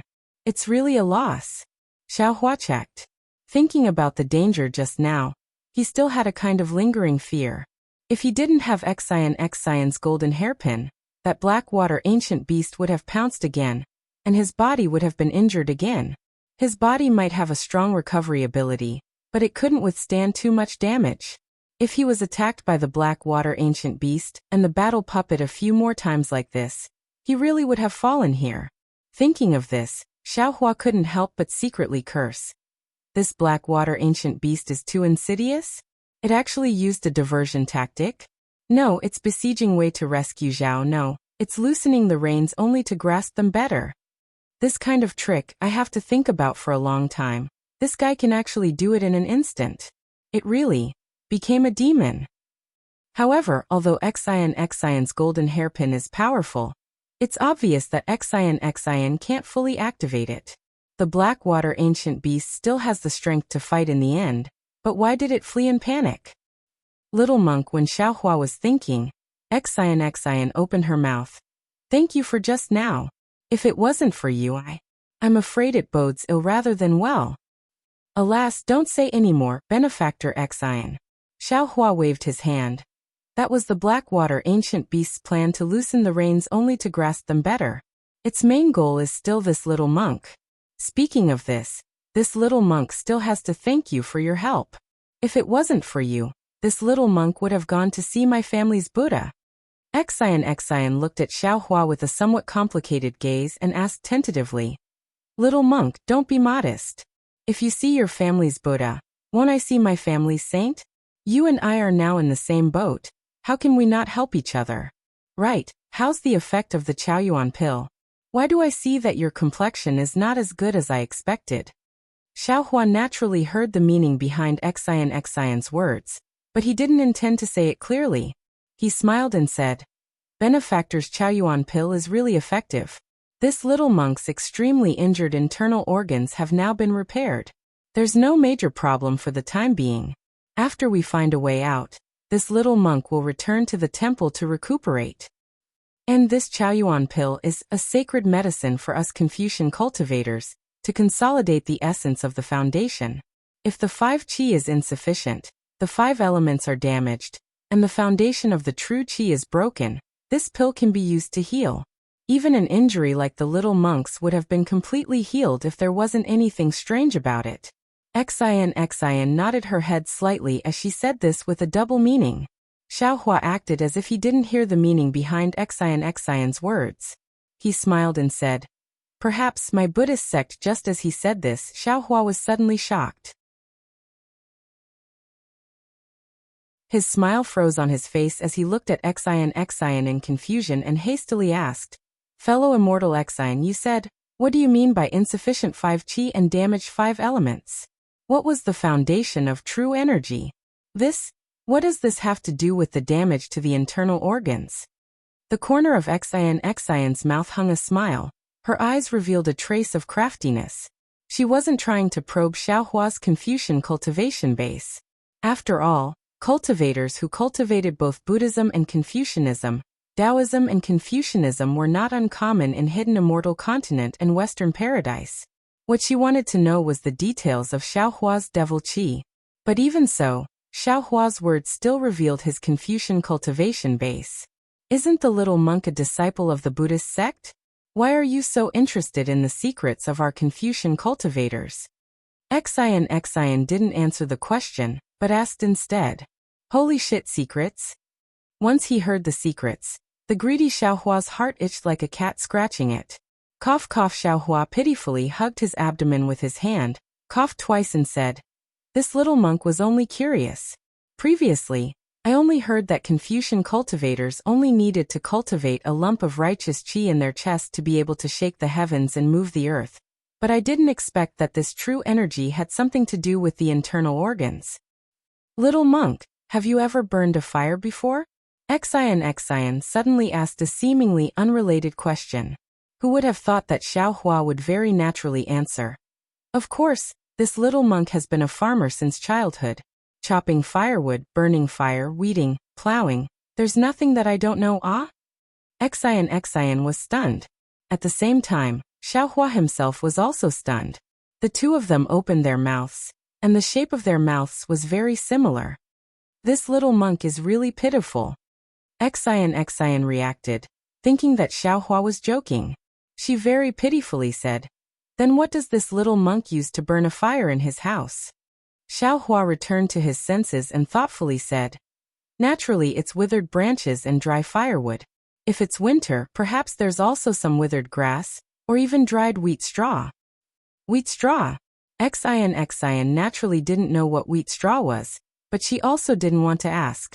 She nodded and said, since this fire is lit by these withered branches and dry firewood, then without these, wouldn't it be impossible to start a fire? Ordinary people naturally can't. Xiaohua slightly frowned, as if he somewhat understood. That's right. Under the Great Tao, we are all ordinary people. Xian hit the nail on the head. Although the noble qi of us Confucian cultivators is true qi, it's not the same as the true qi of the Taoist sect. The difference is not only that Confucian cultivators cultivate the noble qi, but also that the true qi of Confucian cultivators isn't a wood without roots or a fire without a source. You're saying Xiaohua suddenly felt that it was a bit inconceivable. His tone was somewhat stuttering. Your Confucian cultivator's true qi isn't purely refining the noble qi, but refining the 5 viscera and 6 bowels, using the 5 viscera and 6 bowels to produce true qi, and then refining it in the middle dantian? The heart hides the spirit, the hotian is the spirit, the xiantian is the etiquette, the emptiness is the sorrow, the southern red emperor's fire qi is the origin. The liver hides the soul, the hotian is the wandering soul, the xiantian is the benevolence, the emptiness is the happiness, the eastern greenwoods wood qi is the origin. The spleen hides the intent, the hotian is the delusion, the xiantian is the faith, the emptiness is the desire, the central yellow emperor's earth qi is the origin. The lungs hides the soul, the hotian is the ghost soul, the xiantian is the righteousness, the emptiness is the anger, the western white emperor's metal qi is the origin. The kidney hides the essence, the hotian is the turbid essence, the xiantian is the wisdom, the emptiness is the happiness, the northern black emperor's water qi is the origin. Xian's face suddenly showed a dignified expression, and she recited word by word. This is the so-called 5 qi origin of our Confucian cultivators. Cultivating this 5 qi origin is the fundamental great Tao of our Confucian cultivators. But Xiaohua bit his lips. He didn't have time to think about why Xian would reveal the secrets of Confucian cultivators to him at this time, and hurriedly asked, why are there not so many records of Confucian cultivators in the ancient books? Only talk about refining true qi? Xian didn't answer, but instead said with a smile, little monk, you seem to know a lot about our Confucian cultivation method. Correct. Xiaohua nodded. This little monk has dabbled in a lot, and once practiced Confucian cultivation method. Even Puff Xiaohua opened his mouth, and a Tai-yi azure light flew out, like a flying sword. It turned half a circle in the air, and then fell into Xiaohua's mouth. Sure enough. Xian slightly nodded. You actually practiced to the point of transforming metal qi into a sword, really good. But what? Xiaohua asked. Xian faintly smiled. But this little monk is the same as the majority of people in the hidden immortal continent. He practiced it wrong. Oh, it can't be said that he practiced it wrong. It should be that he practiced it wrong. What do you mean? Xiaohua asked again. Xian also didn't hide it, and explained. This little monk seems to also have a Taoist cultivation. Presumably, you also practice Confucian cultivators' true qi as Taoists' true qi, right? Yes, Xiaohua also didn't hide it. Not only that, this little monk also practiced heaven and earth origin qi as noble qi. Now I ask Benefactor to explain. I don't dare to say that I can explain. I only know that the people in the world are increasingly utilitarian and increasingly impatient. On one hand, they give up the foundation of the 5 qis unification and only pursue the refinement of true qi, emphasizing the power of cultivation method. On the other hand, they purely pursue the pinnacle of the 5 qis, disdaining the benevolence of the balance of the 5 qis, and have long lost the original intention of Confucian cultivators. Xian lightly said. In fact, in the early years, Taoist sects stole the cultivation method from us Confucian cultivators, and created the method of using meridians to refine true qi, and condensing true qi in my lower dantian. This is originally the inferior method. Now we Confucian cultivators have actually seen the power of Taoist sects' magic, and once again, we only practice true qi, and give up the 5 qis unification. How can we achieve the great Tao? What? You said that Daoist sex cultivation method was stolen from you Confucian cultivators. 5 cheese unification? Xiaohua laughed involuntarily, feeling very absurd. This is an old legend, and it's not something I can make up. Xian said in all seriousness. I also don't know if it's true or not. That's nonsense. Xiaohua shook his head. One is the refinement of meridians, the other is the refinement of the 5 viscera and 6 bowels. It can only be said that they are different methods to achieve the same result. How can it be stolen? Could it be that only Confucian cultivators have the good fortune of heaven and earth, and that true qi is the true essence of heaven and earth? This Xian hesitated slightly, staring at Xiaohua for a moment, and then said, the refinement of the 5 viscera and 6 bowels is different from the refinement of meridians, and the origin of true qi, perhaps is not the noble qi. Then what is it? Xiaohua retorted sarcastically. Xian faintly smiled, her eyes like the moon. Why should I tell you? Little monk, we were just casually chatting. Have your injuries healed? Can we enter the real profound water palace now? As she spoke, Xian pointed at the messy stone wall not far away, where a triangular blue brilliance was slowly emerging. Needless to say, it was the exit of the passage. Are we going in now? Xiaohua knew that Xian would definitely not tell him the secrets of Confucian cultivators in full detail. Now that she had said so much, it was already a kind of repayment to him. If he continued to ask, he would only be met with disdain. Thus he no longer thought about it, and looked at the revealed exit with a bitter smile. We are all injured, so how can we take away the immortal tool? Haha, little monk, you really want that immortal tool? Xian laughed. You can't even defeat the ancient profound water beast guarding the door, so how can you take away the immortal tool? Let's go, don't think so much. Follow me in and see if there is the person I'm looking for. If there is, little monk, you can help me. Oh, don't worry, I definitely don't want any immortal tool, I just want to save people. If there isn't, we'll find the exit and leave, okay? That you're tuning in to the Li Mei's Wuxia Whispers YouTube channel. We're so grateful for your support, and don't forget to subscribe to join us on this incredible journey through captivating stories. Your generosity through donations truly makes a world of difference, as it's the primary source of revenue that allows me to expand and enhance this channel for you. Thank you from the bottom of my heart for being a part of this adventure.